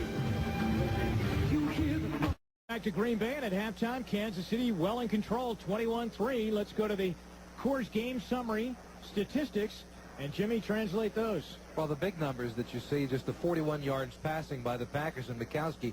He came into this game leading the NFL in passing yardage. He had over 3,700, and so this Kansas City defense has shut him down completely. That is the real story of the afternoon, Mikowski's inability to throw the football. Now, the big thing is that if you're a Green Bay fan, you kind of say right now, well, the Packers have them where they want them because they're so used to really having to pull off tremendous come-from-behind finishes. In fact, that was the talk in the locker room, or up here in the press box for most of the halftime activities. Take a look. This is what happened in the fourth quarter deficits for the Packers. They were down 10 to the Saints, 15 to the Falcons, 6 to the Bears and the Buccaneers, and 3 to the Vikes, and they won all those games. And so, in a sense, they've got them right where they want them. And I'm sure Marty Schottenheimer didn't have to do much to drill that point home to his Kansas City Chiefs. Now, yes, Green Bay has been very good coming from behind, but what about, this defense that Mikowski's going up against? It's a great defense. They're really playing extremely well. Let's get back to the Packers for just a second. This crowd here has been behind this team for the last few weeks extremely well. At the airport this past week, last Sunday, take a look at it. 4,000 fans showed up to welcome the Packers back after their heart-stopping victory over the Tampa Bay Bucks. 4,000 fans. Listen to them. All right, that's really nice. Those are visions of a city that has really been waiting to explode with a winner once again, and they feel they have it right now. So it is going to take a great effort here in the second half. In the playoff race, if Green Bay loses, they're not in a good situation because in all the tiebreakers, they don't match up well against Minnesota or in a wild card position. That's right. Even if they win them all, or if they win the remainder of their games, and so if the Vikings won all of theirs, it'd be a tough situation because Minnesota has a better divisional record than does Green Bay, and that would be the tiebreaker that would apply in this case, and they would win the division. So it's all up to Mikowski now. They've got to win the remainder of their games and hope that Minnesota loses. Mikowski, a fierce competitor, really has to feel very badly about the fumble late in the first half, turning the ball over, and then Kansas City getting another touchdown. They were down 14-3, and he fumbled inside a minute remaining. Kansas City scooped that up. Neil Smith knocked the ball away, recovered it, and then they went right in and got another touchdown. Not even a field goal. They went in and got it all, another touchdown. You know what's surprising about today? The fact that Kansas City has played so extremely well. We've not called the name of Derek Thomas very often this afternoon. No, he's come up with one knockdown on a play, and he also almost blocked a punt earlier in the game. But as you say, really, Harris and Derek Thomas are headlining rushing linebackers. Sack specialists have not really come to figure in this game. Kansas City will receive here in the second half. But what about Steve DeBerg? We hear so much about Mikowski. DeBerg has had a sensational game.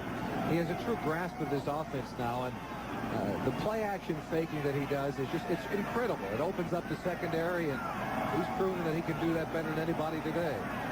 Chris Jackie, who has Green Bay's only points with a 25-yard field goal in the second quarter, will start us off here in the second half as the Packers trail 21-3. And here comes Naz Worthen from his own 5-yard line for Kansas City. It's a hole out to the 30, to the 31-yard line, and he is wrapped up and brought down there. as the Packers are down on the play. Johnny Holland was there, and also coming in was Mark Hall to make the tackle. Steve DeBerg with a good first half. 2 touchdown passes, no interceptions. He was criticized earlier this season for making bad throws and throwing interceptions. He said to us last night, you know what? I mean, I'll take the blame for that, but our receiving corps, none of them were here early in the season. None of them really knew the offense at that time. Right, Stephon Page was a holdout.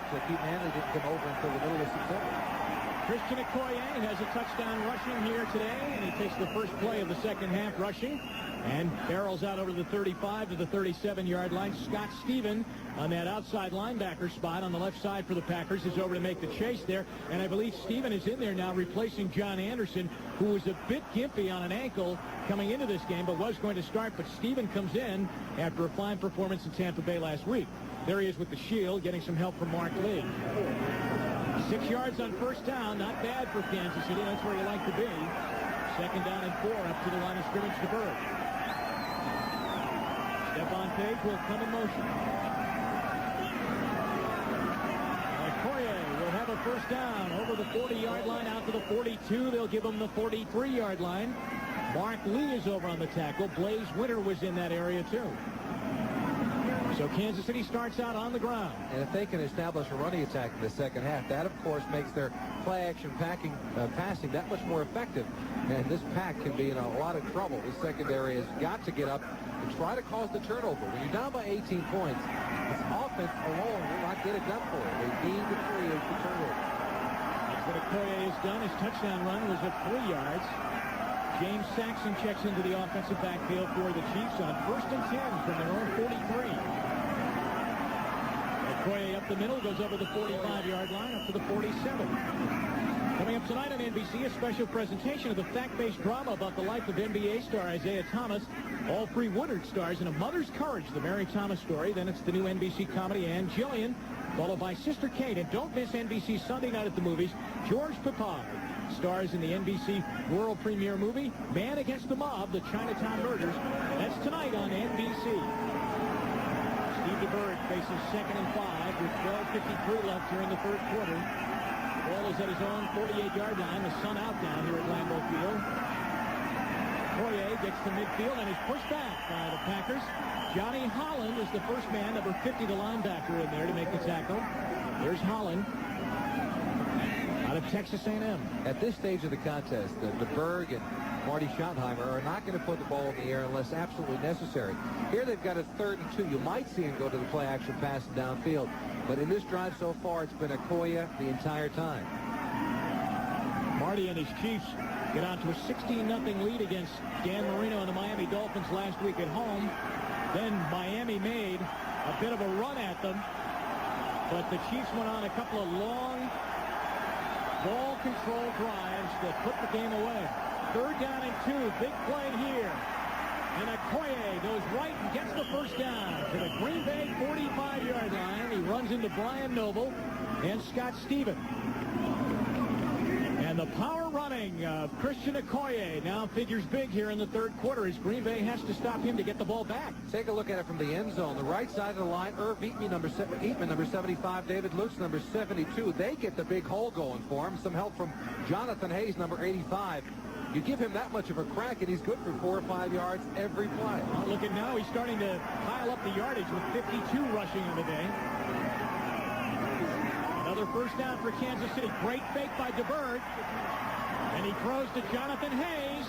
And he'll get another Kansas City first down inside the 35 of Green Bay to the 31-yard line. Once again, DeBerg with his own magic show. There's also some great play-action faking by the tight end. Hayes, watch him. He fakes a block here, then he'll spin around after all the garbage clears away. Look at him. Look at that. He's blocking down, blocking down, blocking down. Then he spins away. And that, combined with the good ball handling by DeBerg, gets a big first down for the Chiefs. James Saxon checks into the offensive backfield along with Okoye as you look at Steve DeBerg, who's been very good today. James Saxon is hit at the 30-yard line. Brian Noble is on top, and we have a little skirmish down at the 22-yard line now as Pete Manley gets into it with Chuck Cecil, I believe. Sellout crowd at Lambeau Field, hoping hoping that they get something to cheer about. The Kansas City Chiefs trainers attending to Christian Okoye on the bench. Here's the play that he went out injured on.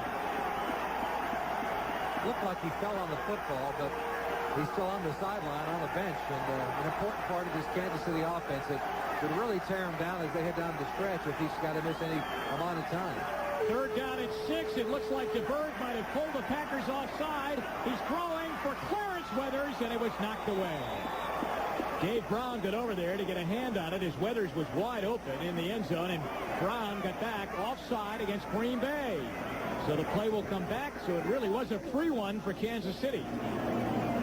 Take a look at the pattern from the receiver. Here he is here working down the field and trying to get in the back here. And DeBerg knows he's got a free play. He takes a shot at it, but a great play by the quarterback to run back and just get there in time. There's him working down the field into the corner. Here comes the defensive back over Brown to make a great play to prevent the touchdown. Green Bay cannot buy a break so far. Instead of third down at 6, it's third down and 1 after the penalty line. Christian Okoye from the Chiefs bench did get the wind knocked out of him, and he'll be back. Third and 1 right now. James Saxon gets hit by Blaze Winter. But let's see if they got enough for the first down. They only needed a yard.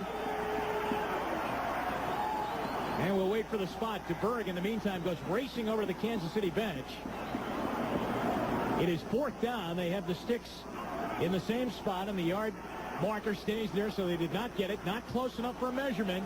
And it's 4th and 1, and Kansas City will go. Yeah, the fact they don't have Okoye in there, of course, is going to hurt him. He's the man they like to go to in this situation, although James Saxon has been a proven guy from the tailback slot. That's who they'll go to here. Marty rolling the dice right now on 4th and 1 with an 18-point lead. Saxon gets submarine. Let's see if he got enough. You think he got it, Jimmy? Going to be awfully close to it. He's right on the marker. Green Bay went down, and Bob Nelson and Blaze Winter just tipped him up by the ankles, but if they pushed him through and over enough, he might have gotten the first down. They'll call in the sticks for a measurement. They did not go to Nick Lowry. Instead, they went on 4th down. And it would have given them a 21-point lead had they been successful with the field goal, forcing Green Bay, of course, to get at least 3 touchdowns to tie this football game up. So it was a big gamble by the Chiefs. Here's the measurement. First down, Kansas City. And a gamble that paid off. Now, again, Okoye not in the football game. Saxon, the tailback, number 21, going over the top. What's the submarine action from underneath? Scott Stephen, 54, laid a shoulder on him and tipped him up over the top. Once again, they go away from Harris. The submarine action from inside. Good penetration by Scott Stephen and nearly prevented Saxon from getting the first down, but he picks it up by half a football. They have used 5.5 minutes off the clock here in the third quarter. Okoye back into the lineup, and Green Bay stops him as he runs left this time. Brian Noble is there, along with Tim Harris and Mark Murphy. Those 3 combine on the tackle of Okoye, and it usually takes 3 to bring him down. 6 minutes gone now off the clock here in the third quarter. Tim Harris, number 97, a nice block by Jonathan Hayes, number 85, to try to keep him away from it. He's just about too much man for one person to block, but today, again, playing on the gimpy ankle, he's not been much of a factor for the Packers. Second down and 9. Okoye only got 1 on first down. 2 wide receivers for the Chiefs. Okoye to carry. Big hole up the middle. Fumble. Loose ball. Packers have it.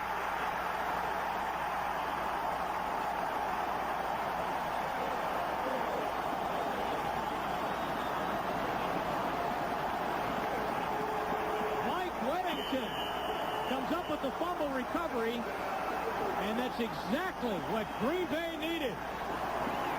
The Packers pull the 2 onside guards. Here they come around. Gives them a big hole for Okoye. Let's see who pops it out. Johnny Holland from the backside, and coming up in front, Chuck Cecil with the headgear right on the football, and the Pack make the big turnover. They can get back in this football game. Astronomers tell us there won't be a total eclipse in America until the year 2017. Christian Okoye's fumble down deep in Green Bay territory, scooped up by Mike Weddington, gives the ball to the Magic Man. And Mikowski's Packers down by 18 with 8:34 to go. Third quarter start at their own 15. Play action fake to forward. Sack. Mikowski goes down. Neil Smith is there. And Danny Saliamua, the nose tackle there too. And Smith, who already has a fumble recovery today, is having a ball game. Well, Smith and Derek Thomas are the best of friends, and they have a bit of competition as to who's going to get to the quarterback first. Well, today it's been Neil Smith putting all the pressure on. First he had the forced fumble of Mikowski. Now he beats the offensive lineman. That's actually West, the tight end, to the inside. And these Packers just can't seem to get untracked. Neil Smith, third sack of the day of Mikowski. A loss of 8, second down and 18, and deep in their own territory now.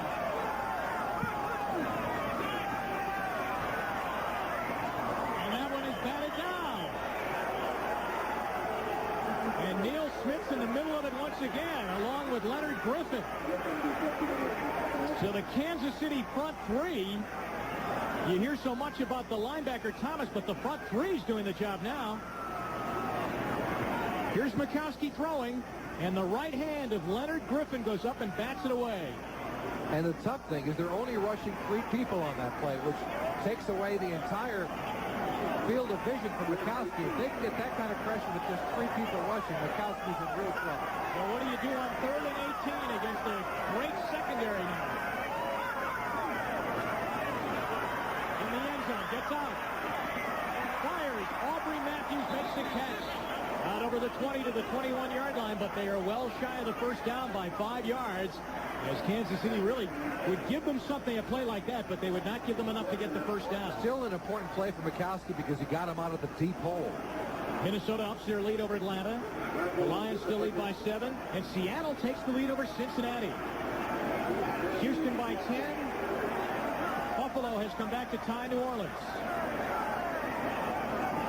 And Philadelphia ups their lead over Dallas. 21-3 here, and the Packers cannot convert on a Kansas City fumble. John Bracken's first good punt of the day. Manley takes it back to the 30. And he comes up to the 39-yard line, and that's where Kansas City will start.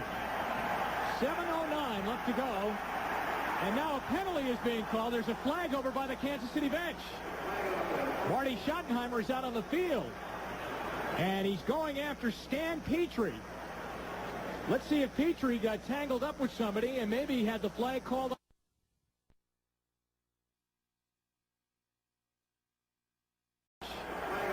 Marty Schottenheimer is out on the field. And he's going after Stan Petrie. Let's see if Petrie got tangled up with somebody and maybe he had the flag called on him.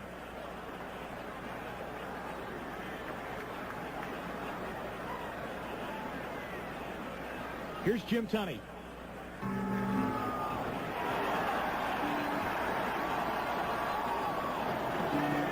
Personal foul called against Kansas City, and I think it's going to be on Stan Petrie. I couldn't hear Jim Tunney. Here he is. Personal foul after the whistle. Number 45, 15 yards. It'll be 1st and 10. All right, they're over there telling Petrie to settle down now. And we'll settle down too and step away with 7:09 to go in the third quarter. 21-3 Chiefs. The world thirsts 7 days a week, anywhere in the USA. Jim Donovan along with Jimmy Cephalo with 7:09 left to go here at Lambeau Field in Green Bay. And Kansas City's Chiefs lead over the Green Bay Packers 21-3. Steve DeBerg has thrown 2 touchdown passes. Christian Okoye rushed for 1. All the scoring in the first half. Kansas City with the ball now. 1st and 10. Fed to Okoye. Dumped off to Saxon. And James Saxon wheels over the 30 out to the 31-yard line. Up close to a first down. A good first down play. Here's Saxon heading back to the huddle. 6:50 remaining. Next weekend, plenty of NFL football action here on NBC. Join us on Saturday now. That's Saturday for a special edition beginning with NFL Live at 3:30 Eastern Time. Then the AFC Western Division champion Denver Broncos heading to the Valley of the Sun. They take on Phoenix. Sunday, a doubleheader. Most of you will see Houston at Cincinnati. In the second half of our doubleheader, Buffalo takes on San Francisco as we come down the wire. It's all here on NBC next week. And Christian Okoye out over the 35-yard line to the 36. He'll have a Kansas City first down, and they are doing exactly what you have to do when you have a lead like this. Run the football. They passed the football in the first half, and now they're running it well. Well, the reason that turnover was so important to the Packers deep inside their own territory, in that stage, if Kansas City gets on the board, the game in all essence is over. I mean, you can say as much as you want about the Pack's ability to come back, but if you're going to be down by a total of 25 points with 5 minutes left in the third quarter, you're in real trouble. They've got to get back in it, get a turnover on this side of the 50-yard line. DeBerg gives it quickly to James Saxon, and once again, some fine ball handling by DeBerg, and Saxon takes it out to the 40-yard line. Marty Schottenheimer beamed when we talked about James Saxon last night because, well, when you're the other running back in this set and in this backfield, guys like Herman Hurd and James Saxon, you don't get heard about that much, but Saxon has been an explosive back for them. He likes him on short yardage and goal line when he doesn't give the ball to Okoye, and he also likes him as a receiver out of the backfield. Talk about coaches of the year. We've got two gentlemen here who are real candidates, Lindy Fonzie and Marty Schottenheimer. In fact, Marty said he thinks that Lindy should be the coach of the year in the NFL. Second down now. Bird rolling out. Tim Harris right on him. But he hangs in there, and look at Jonathan Hayes hang in after the catch. Inside the Packer 45-yard line down to the 42. Jonathan Hayes and DeBerg connect on that play. They've been a good combination all day long. Well, it's about the same play they ran before. Only right here is Hayes this time. He does the little fake blocking and then gets into the secondaries. DeBerg does the great play-action fake. They just thought, hey, it worked the last time to one side. We'll try it again this way. Look at him. Look at Hayes running past the entire linebacking crew as they take on the running attack they think is happening. He breaks one tackle and gets back into Packer territory. 17 yards on the play. Jonathan Hayes, I really believe that he's banged up on the first hit because he got stung there, and then he still stayed upright and was able to run. As he explains to the trainers what's not feeling so good. Okoye now will run. And he gets out of a Scott Stevens tackle, then runs over into the Chiefs bench. All right, let's go to an NFL Live update, and here's Bob Costas. Great guy. After trailing 10-0 at one point, Seattle has come back, and they've taken the lead at Cincinnati, courtesy of this 60-yarder to Brian Blades from David Craig. After he makes the catch, he goes untouched into the end zone. Seattle leading 17-10. Back to Green Bay we go. Thanks, Bob. 21-3 here in Green Bay. Kansas City playing a great game for a road team coming into Lambeau Field, and Lindy and Fonte looking down, looking for some answers, but they've got to get the ball back. DeBerg firing. Stephon Page had it. He fumbles. And Tim Harris picks it up for Green Bay.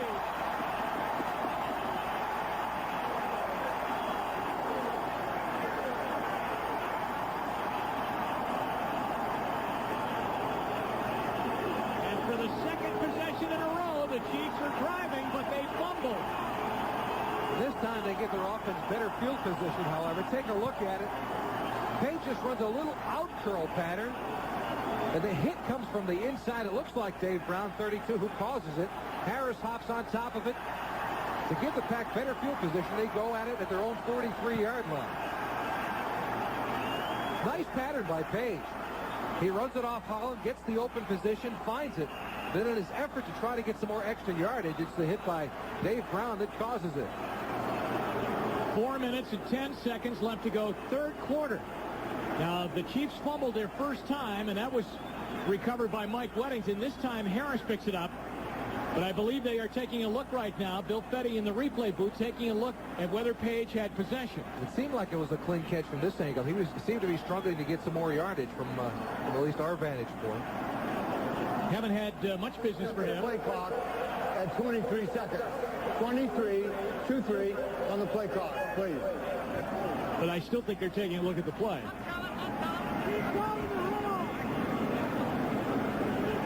Here's the replay booth here at Lambeau Field. 21-3, Kansas City in the lead. But as Jimmy said, after this fumble Upon recovery... review, the play stands. First down. All right, they did take a look at the play. They have reset the play clock to 23, but they were taking a look at the play, and it stands as a fumble.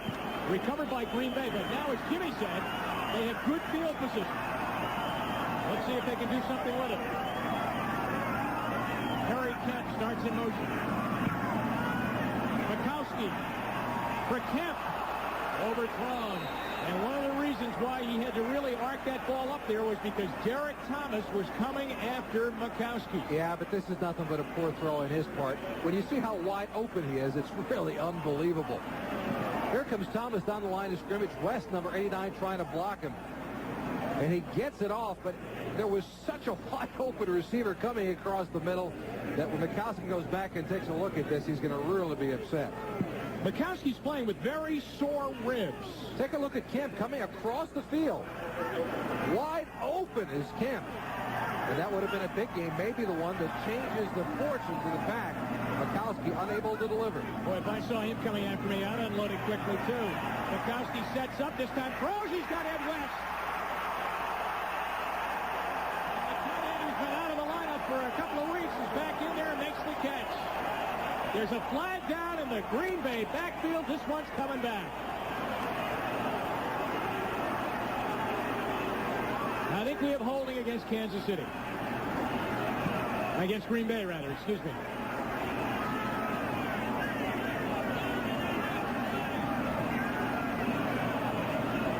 Holding, 75. Still second down. Take a look at Thomas. He's the one who gets the hold. Rutgers 75 going against them. And that's that takedown move again. There's no question about that. Good call by the officials.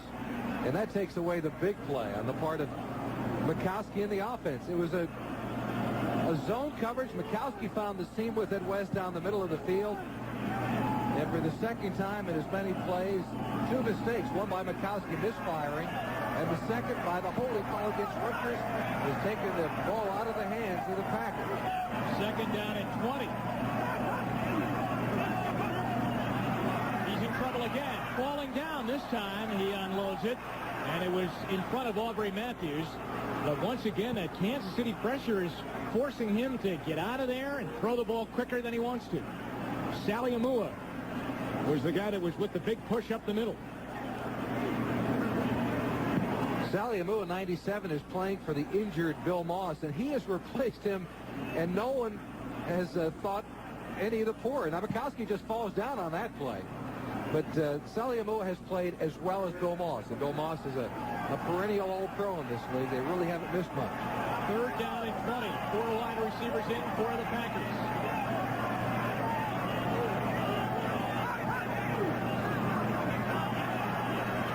Mikowski looking for Sterling Sharp, and it's incomplete. Once again, great double coverage. Ross and Deron Cherry are down there stride for stride with Sterling Sharp. This is an unusual defense. Take a look at it. Look at this. They're 10 men at the line of scrimmage. Mikowski, there's only one guy back here. That's Deron Cherry. Mikowski thinks it's going to be a man-to-man coverage, but Cherry helps out. Watch him going to the side, and there's no room to try to fit it into the receiver on that side of the field. So on fourth down, Don Brackett is in to punt. And two Kansas City fumbles cannot be converted by Green Bay.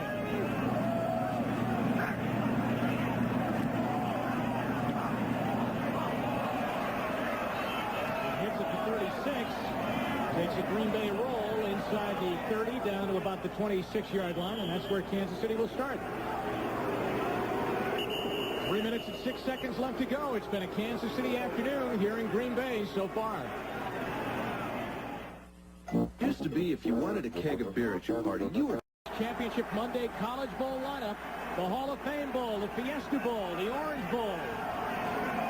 All coming up. Championship Monday right here on NBC.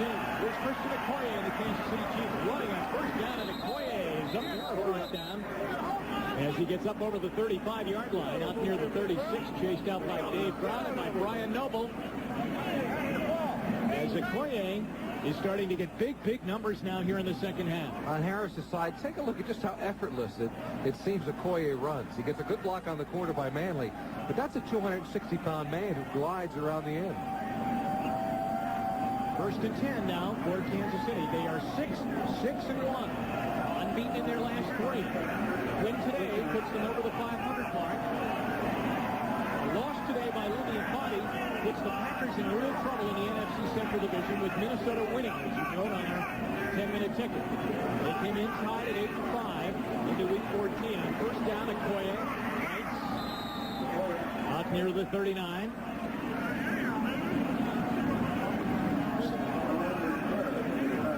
Well, there you see Minnesota came in at 8-5, but well on their way to going 9-5. Detroit, a Barry Sanders touchdown run has ballooned that lead to 24-10. Seattle, in a surprise, leading Cincinnati. The New Orleans-Buffalo game now tied 19-19 in the third. And our other early games, Washington has come back from 14-0 down to take the lead, and Philadelphia leads over Dallas 20-10 in the third. 20 shot behind those Chiefs, leading over Green Bay 21-3 with 2:18 left, third quarter. Second down, DeBerg looking. He had two men wide open. Page had it, fumbled again, and went out of bounds, but it's Kansas City ball. He had Pete Manley and Stephon Page open in the same spot. They were both wide open. It was just a two-man pattern. That's all he had. Take a look at it. Manley's over here. He comes in and goes back out to the corner. Page comes across. The great fake, and DeBerg really has two people wide open, but they're in the same portion of the field. There you see Manley going in and back out, Page underneath. They really should not be that close together. A mistake by one of the two wide receivers. And then Page with his second fumble of the afternoon. This time he's fortunate because it bounces out of bounds. There it is. Brown once again forced the fumble. He forced the other one, too. First down. McCoy for a short gain. Blaze Winter makes the one-on-one stop. You know, they say when you do tackle Okoye, the best way is to try and get him down by the ankles. You hit him high, and he'll bounce right off of you, and we've seen that happen a number of times. He has huge thighs and a big upper body. It's tough to get a shot at him. You either have to gang tackle him or hit him low. And, of course, when you hit him low, he's good for a yard or two. Well, look at what they've done to the clock now, Jimmy. We're under 2 minutes left. A minute 40 remaining here in the third quarter. And they haven't lost a bit of their lead, and they've fumbled twice. James Saxon cannot make the catch and pays for it, too, as Mark Murphy comes up and distributes a hit on him. Now, the Packers, we mentioned it early, Hank Fuller, the defensive coordinator, plays a bit of a conservative defense in that he doesn't blitz many people. At this stage of the football game, a minute 30 left in the third quarter, they've got to start mixing it up. They've got to try to get after DeBerg, make something happen to the backfield, or this team is just going to fade away. Well, there's Hank looking over the defensive charts, well bundled up here today at Lambeau Field. Big play now, once again, for the Packer defense. Third down. Shoots out of the shotgun. 3rd and 9. DeBerg got hit as he threw. And he overthrows a wide-open Stephon Page. We have a flag down where DeBerg was throwing the ball back in the pocket. And it's going against Kansas City. Is it tripping? Yeah, it's a tripping call. And that's 2 minutes and a man advantage now for Green. Oh, that's hockey. Sorry. High checking, too, as well. Tripping. 72, offense.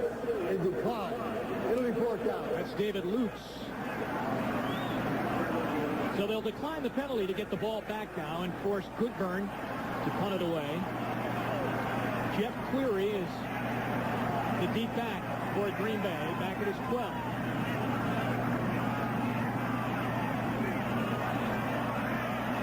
Cleary takes it at the 8.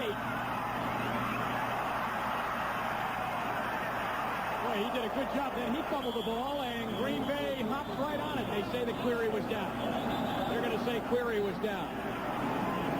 But he ran a long way to actually get about 4 yards on the return. I'll make it a bit of a gamble, but, you know, under these circumstances, they got to make something happen. Well, they're still fighting for the ball down there. There's Cleary getting up. Next weekend, plenty of NFL action here on NBC. Now, join us starting on Saturday for a special edition, beginning with NFL Live, 3:30 Eastern Time. Then the AFC Western Division champs, the Broncos, head into Phoenix to take on the Cardinals. Sunday, full doubleheader day. In Game 1, many of you see Houston at Cincinnati in that big AFC Central Division game from the jungle.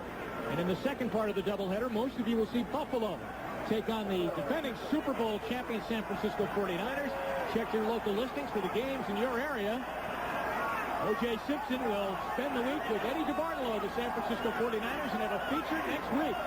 Now, Dmukowski fumbles the snap, and everything is going wrong for this Packer offense as they are down now at the 10-yard line. They'll lose a yard or two.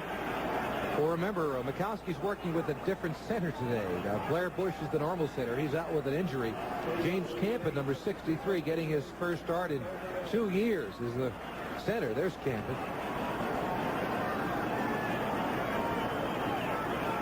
Second down at 12. They lose 2 back to their own 10. Under a minute to go, third quarter. No scoring so far here in the quarter. Green Bay's recovered 2 fumbles and have not been able to move the ball. Second down and 12. And they've also had 3 poor field positions. No one to throw to, and a sack.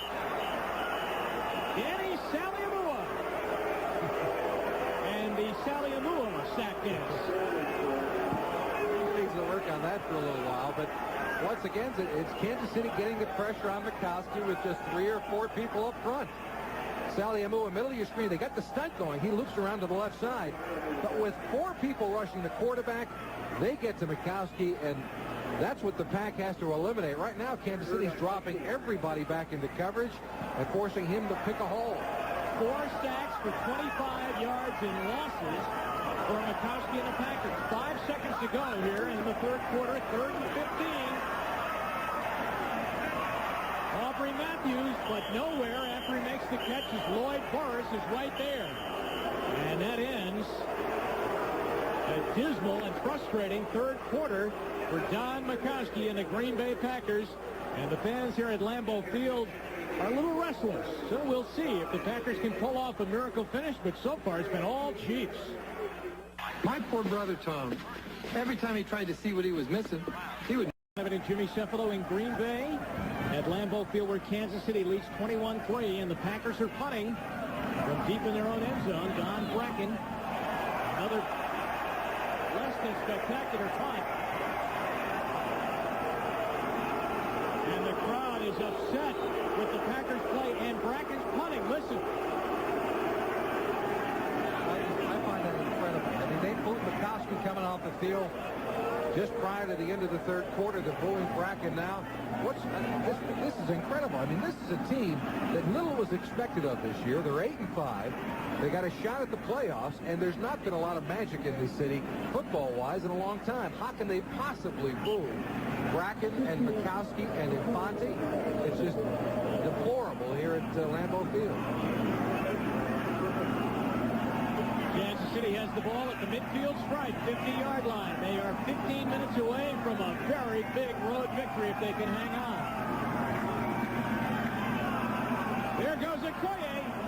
Boy, he gets by that last tackler there, Jimmy, and he is gone. Brian Noble brings him down as Okoye was almost gone. Let's check the scoreboard now. With 14.5 minutes to go. Minnesota will take over first place in the NFC Central by themselves if these results hold up. Houston leading by 10. Pittsburgh's up their lead on a Gary Anderson field goal, 10-0. Troy Aikman threw a touchdown pass in the Dallas game. It's 20-10 there. 21-3 here, though. Second down and 3 as Okoye had 7 on that play. Herman Hurd. Oh, boy, they are finding some big holes now. Down to the 32 of Green Bay and a first down. This is a big offensive line that really is starting to wear on the secondary. Take a look at it. Here's a look at the line play. Now you have Webster here. You've got Baldinger here. You've got Alt on the other side. And they're just blowing the holes out of this entire defensive line. Take a look at it.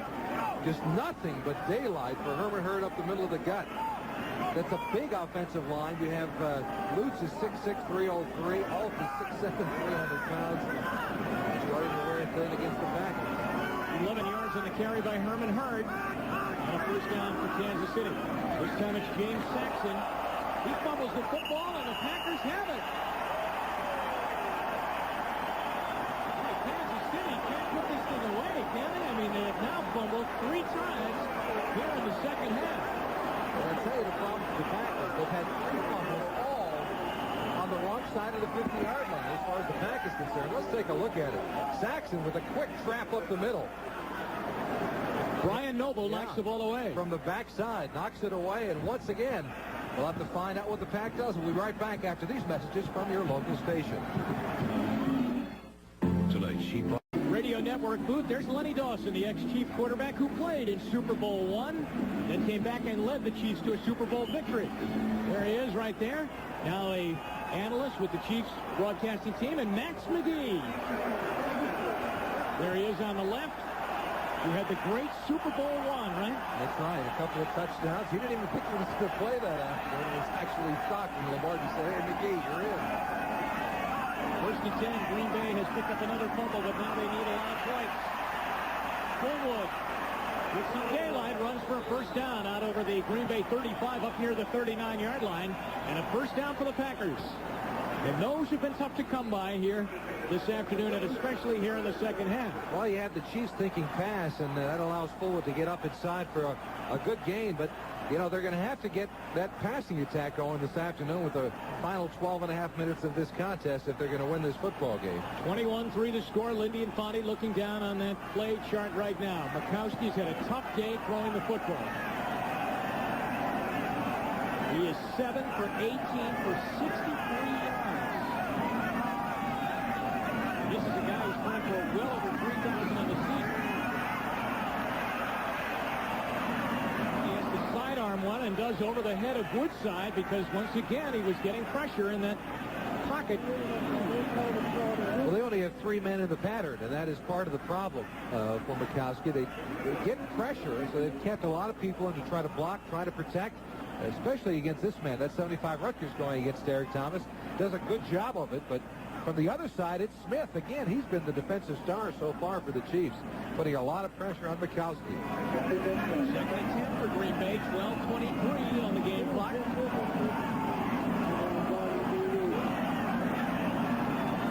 wide receivers in for the Packers. Fullwood the long back. Chiefs are blitzing, and the hot receiver cannot come up with the catch. It was Jeff Query who could not come up with the ball at the 45-yard line. Boy, there were a lot of white jerseys coming after Mikowski in this play. When you talk about the hot receivers, see, you got 10 people here. That means the hot receivers have to make that quick adjustment, the quick break. Take a look at it. Everybody's blitzing, but there's not a lot of room, not a lot of time for Mikowski. He just can't fit it into the wide receiver. Good defense by the Chiefs.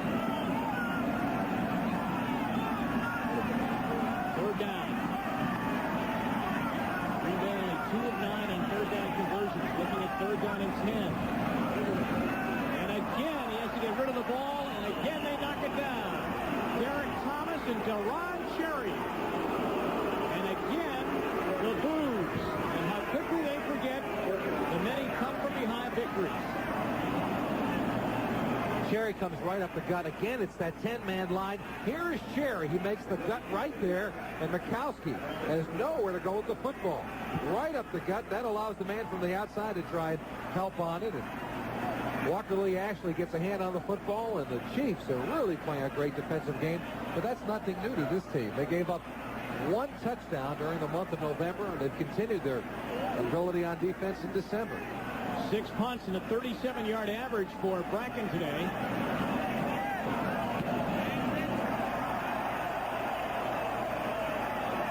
Asworthen makes the catch. And it's finally brought down out over the 35 to the 36-yard line.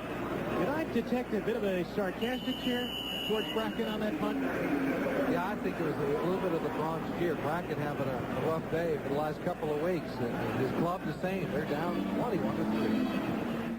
Hey, hustlers, I got some more party time tips for you. Game today. The New Orleans Buffalo score is important, too, in that AFC East race. They could lock it up with 2 of the wins in the last 3 weeks, and they seem to be having a tough time with the Saints. Kansas City has been in control since the second quarter of this game. As Christian Okoye keeps the clock rolling, too. He stays in bounds, going over by his own bench. Scott Stephen is over there with Dave Brown on the tackle. Tonight on NBC, a special presentation of the fact-based drama about the life of NBA star Isaiah Thomas. All Free Woodard stars in A Mother's Courage, the Mary Thomas story. Then it's the new NBC comedy, Ann Jillian, followed by Sister Kate. And don't miss NBC Sunday Night at the Movies. George Peppard stars in the world premiere of Man Against the Mob, The Chinatown Murders. That's tonight, only on NBC. Christian Okoye has now gained 100 yards rushing today. He had 148 last week. And he's got about 101 now as he gets a tough yard there. Yeah, but finally, these Packers are starting to try to gamble on defense. I mean, throughout the afternoon, they played back doing the zone. Now here, finally, they blitz a quarterback from the outside. He gets to Okoye early and really stopped him from getting the first down. Big play by the Pack. They've got to do that for the remainder of the contest and try to give their offense a little bit of field position. 4th down now. Kansas City huddling up special teams-wise over on their sideline. Lindy and Foddy trying to get something to get the Packers going here with 9:55 left. Now, Kansas City huddled up on the sideline and then comes running right out onto the field. So the Packers had to wait to see if they were going to punt. Goodburn gets it away. Clearing makes the catch, and it's immediately brought down. Andy Copeland is down on the tackle for the Kansas City Chiefs. 9:41 left to go. Copeland and the Chiefs riding an 18-point lead here in Green Bay. They predicted a gloomy year for everyone. That's what's left for the Packers. Chicago 6-7. The Bears about to go to 6-8. And at Dallas, 1-12. 41 left here, and they're down by 18, and Mikowski's looking long for Aubrey Matthews, and J.C. Pearson is on the coverage. And perfect coverage it was.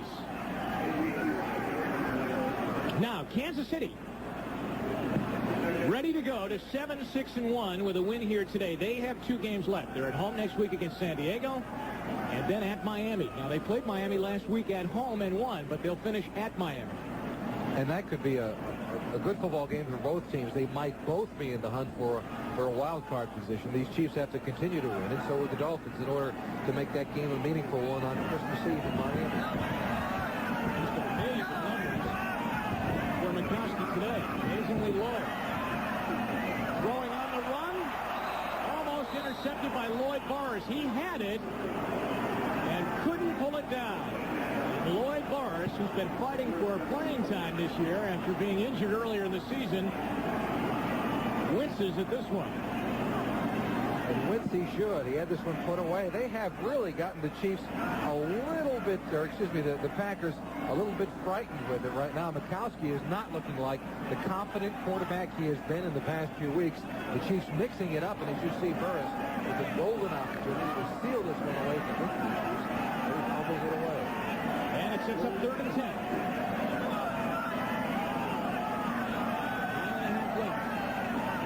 The game fell apart on Green Bay in the second quarter as Mikowski throws. This one trying to get it to Sterling Sharp, and once again the Chiefs are there, and this time it was the linebacker Derek Thomas who was there.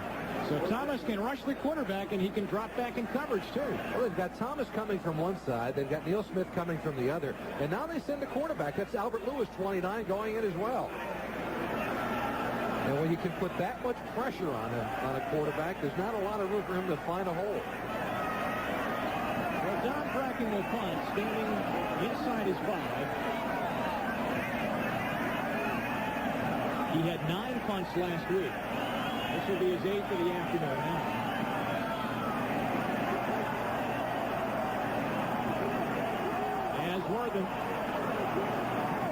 Asworthen still going to the 45-yard line.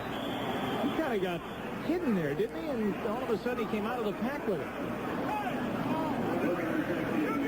It's a great job hanging onto the football initially. Watch the first wave come down, and a gutsy decision by Worthen not to go to the fair catch, especially this late in the football game with the lead. He gets a block right at the top. It looked like Petrie who came across.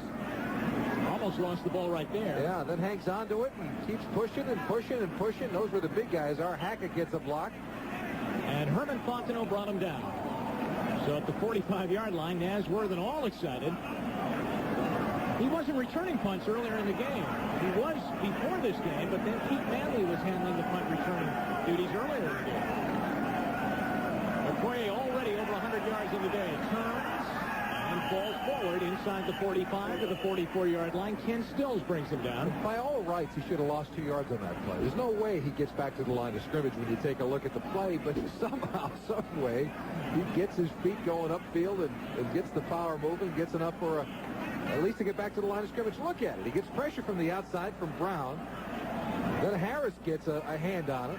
And then finally, a defensive back has to come up. That's Kenny Stills, who finally gets his shoulder into him and knocks him down. But not before he gets back here and gets a yard gain on it. 3 wide receivers in the game now for Kansas City. Second down. 9. The bird throws. Todd McNair scooped it up. The crowd saying that it was a trap. The officials ruled that he made the catch at the 36-yard line. And on that one, it's time to head to the parking lot. I tell you what, it's still the conservative note that this Packer defense is playing. There's so much room over here on the corner for McNair. Look where the nearest defensive back is. It's a good 9 yards away before you find Mark Murphy over on top of him. And right now, under the circumstances, the only way he could possibly get back into the football game is to play some kind of a gambling defense. I think they're going to take a look at that catch, Jimmy. I don't know. He tried to scoop it up. He maybe got away with it. It's hard to tell. Yeah, I mean, while you were talking there, I was looking at it and saying, you know what, that's very, very close. I mean, his hands had to be right down on the turf to pull that one in or pull it up. There's McNair. He's been a very good surprise for them, being able to catch the ball out of the backfield. And on third down, he really is a Herman Fontenot. What Herman Fontenot is to the Packers, that's what McNair is to the Kansas City Chiefs. Well, he came out at tempo, and they actually cut him earlier in the season, right at the last cut down, but they were able to get him back. No one picked him up, and he's been a real find for the Chiefs. The play stands. Completed catch. Third down. No, the catch is good. They say his hands were under the ball. And McNair, as the crowd booed on it, he's raising his arms in victory. The ball at the 36. Third down and 1.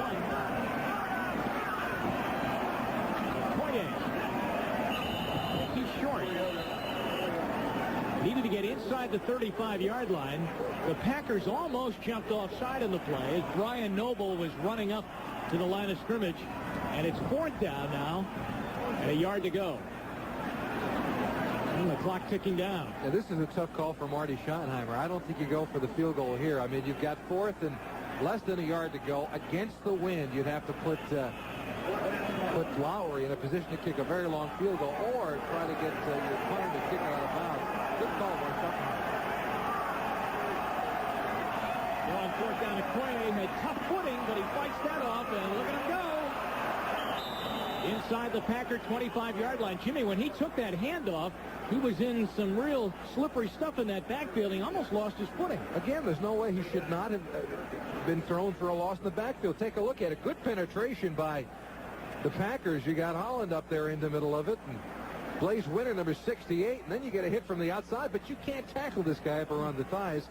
Ken Stills tries at 29, and if not for Mark Murphy, then it's a touchdown for the Chiefs. On fourth and 1, Okoye ends up with 12. 113 on the day. Now with 6:20 remaining. Herman Hurd is in motion. He was out wide. And Okoye barrels up the middle again. He'll get 5 more down to the 20-yard line. And let's go back to the scoreboard now. All these games still in the fourth quarter. Minnesota really laying it on Atlanta. Chicago's gotten a touchdown, but still trails by 10. And Cincinnati's tied that game up now. 17-17 in the fourth. Houston by a field goal. Tampa Bay's come back on them. New Orleans and Buffalo tied up in Buffalo. San Diego leading over Washington again. That's been a back-and-forth game. And Philadelphia beating Dallas. And here in Green Bay, it's 21-3 Chiefs. As the Chiefs threaten to stop the Packers' 3-game winning streak. Christian Okoye looking for the room, turns and gets down inside the 20. And he's at the 16-yard line. Brought down by Brian Noble. This is a defensive strategy that I have trouble with. I mean, the Packers, when they were down, they've been down by 18 points the entire second half. They've not done any blitzing whatsoever. Not gotten up into the gaps to try to stop the running attack. They've sat back in their zone on third down situations. And look, when your offense is struggling, you've got to try to make a spark with your defense. Yes, they created a couple of turnovers, but they were all on the wrong end of the field and weren't able to capitalize on it. 4:48 left. Third down and 2. Jackson and Okoye and his movement on the right side and up the middle, too. 17. Well, 5 yards for first down. And DeBerg looks around. He says it's a me. Well, sometimes they call you for the head bob. Yeah, he starts to lean a little bit. Take a look at it. Just a little bit of a lean. Not much. That's a tough call. Sometimes they'll call a quarterback for a head bob. You know, they'll mark out a good call and bob his head, and that'll draw defense off. But I kind of agree with Steve DeBerg. He didn't move very much. Boy, what a day. 15 for 18. 2 touchdown passes, over 200 yards passing. And he's going, right? And he's going to stay there, too, starting quarterback. In the last 3 games, he's now thrown 5 touchdowns, just 1 interception. And he's really sparked his team along. And that interception last week against Miami was just a great play by the Miami secondary. It was a well-thrown ball, but they were all batting away at it, and on a crazy deflection, they ended up. No, I don't think. I tell you what, I don't think they have the enough players on the field. Let's count them. I think they have 10. 5, 6, 7, 8. You're right. They've got 10 football players. And they were looking for a wide receiver, and it was Manley who didn't have his helmet. Celebrating a bit too early, huh? We'll be back to Green Bay. It's not over yet. Just about, though. They predicted a glue. Green Bay. All right, thanks, Bob. 4:44 left to go. There was just 10 men on the field. Take a look at it. 5 offensive linemen, 6, 7, 8, 9. And here's DeBerg over here saying, hey, guys, that's number 10. I need somebody else. I want another wide receiver out here. Well, they were yelling for Pete Manley, who was way off on the far side of the Kansas City bench. And they yelled for him to get on the field. He couldn't find his helmet. Finally reached down and ran back out on the field, but it was too late. They had to call a timeout. There's Manley. Well, he'll take some abuse for that on Monday and Tuesday. So it's third down now, 3rd and 6.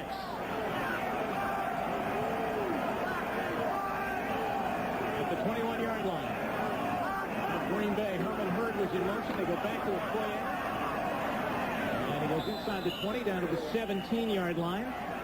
And they'll come up 4th down now. And Nick Lowry will attempt a field goal as he races onto the field.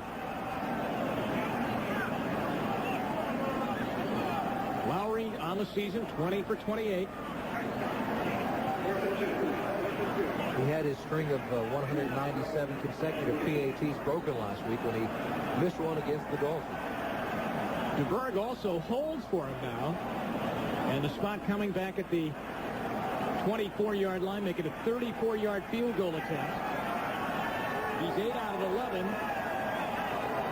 And the distance 30 and 39 yards in between that mark. Lowry misses, and he misses badly, too. I'll tell you what, since the Cleveland game a couple of weeks ago when he missed those 3 kicks, all of which could have given Kansas City a win against the Browns, instead they settled for a 10-10 tie. He has not been the same kicker. Well, the mental aspect is so important for a kicker, and Lowry's confidence, although he's been one of the best kickers in as far as accuracy is concerned in the NFL, the history of the NFL, he's allowed that game, it seems, to bother him. And I'll tell you what, coming down the wire now, when you have to win games, I mean, you're not only going to win 21-3 in blowout fashion, you really want to have him more confident than he is right now. Well, it makes it even more surprising for the Chiefs. They've won and done it really with Lowry not being the kind of kicker he's been in the past. So with 3:55 left, Mikowski throwing, and Michael Haddix makes the catch, but they say he was out of bounds, and so it goes as an incompleted pass.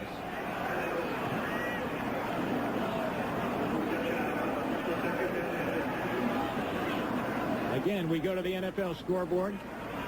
43-17, Minnesota over Atlanta in the 4th quarter. Cincinnati tied 17-17. Yeah. 20-17 over Houston as they lead at the Astrodome. 13-0 Pittsburgh over the Jets. And those fourth quarter scores. Here's Mikowski back.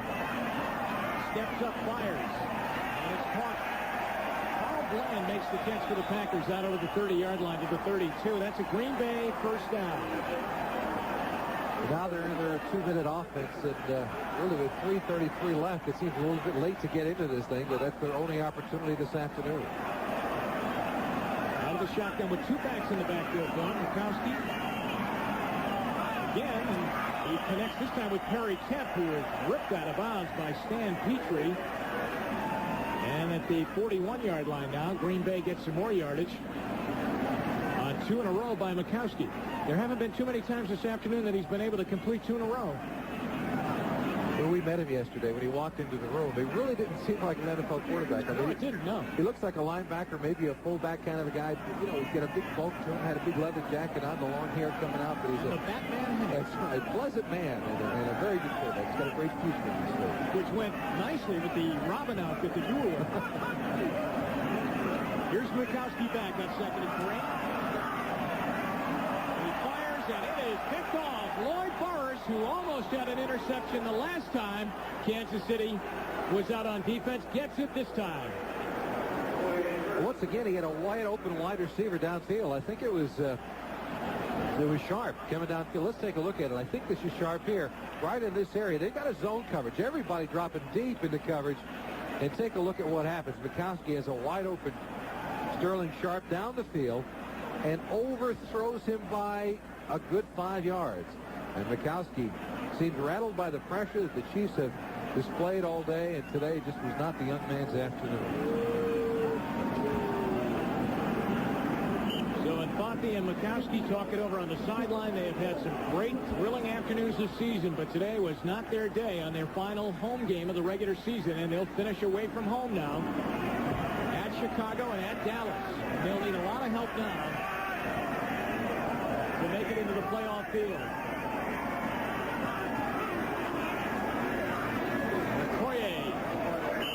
A few more yards onto his total for the day, out to the 37-yard line. As for Kansas City, back home next week, San Diego, and then at Miami, a team that they have already beaten on the season. And I'll tell you what, Jimmy, I firmly believe if Marty Schottenheimer had this defense that he has in Kansas City with him, when he and Lindy Infante were with the Cleveland Browns, they would have gone to 2 Super Bowls, or at least one, because this is really something to watch. And it was Denver's ability in those conference championship games to move up and down the field on the Browns defense that kept Cleveland out of the Super Bowl twice. Well, you know, when Schottenheimer left Cleveland last year, there were a couple of jobs open. One in San Diego, of course the job open in Kansas City, and the one in Dallas. And when he had his choice between San Diego and Kansas City, he looked at the personnel on the teams and said, no, I want Kansas City, because they have got a great potential to be a team quickly, and that's exactly what has happened.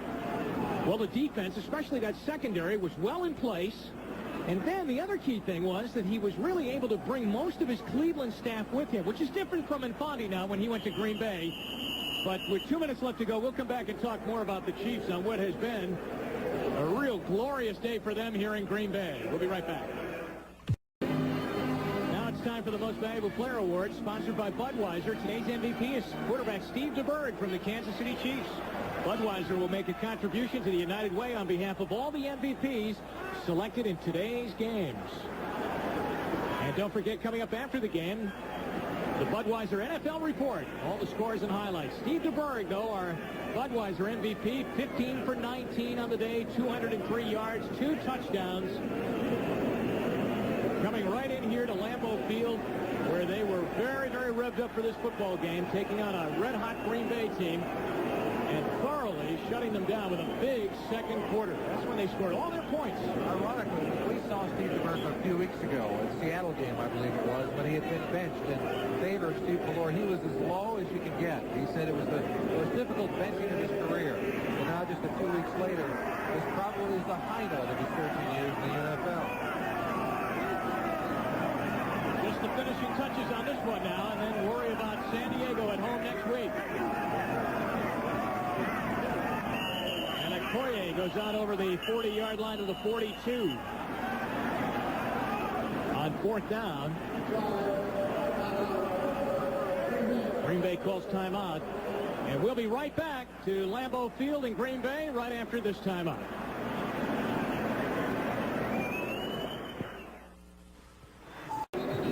Coming up, the NFL Live postgame, the Budweiser NFL Report, scores and highlights with Bob Costas and O.J. Simpson. Some big games around the NFL, and this one was a big one for both of these teams, Kansas City and Green Bay. And Kansas City comes in and gets it. With a minute 53 left, he'll punt on 4th down. Kelly Goodburn stands back at his 25-yard line. That's Jeff Query back at his 21.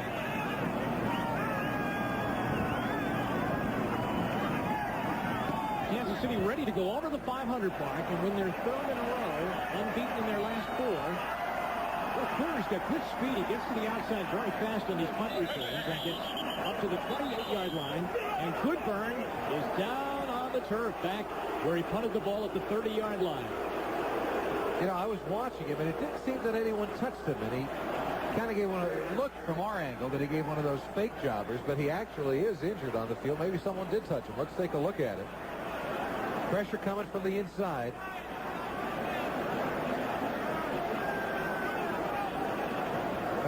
Does it seem like anyone touched him? I don't know. I was wondering if he twisted his ankle.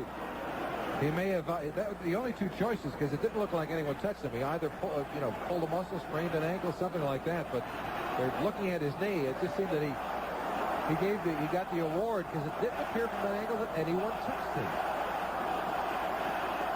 And they did not. It's just that he, on his own, injured himself. It wasn't because the pack got a hand on him.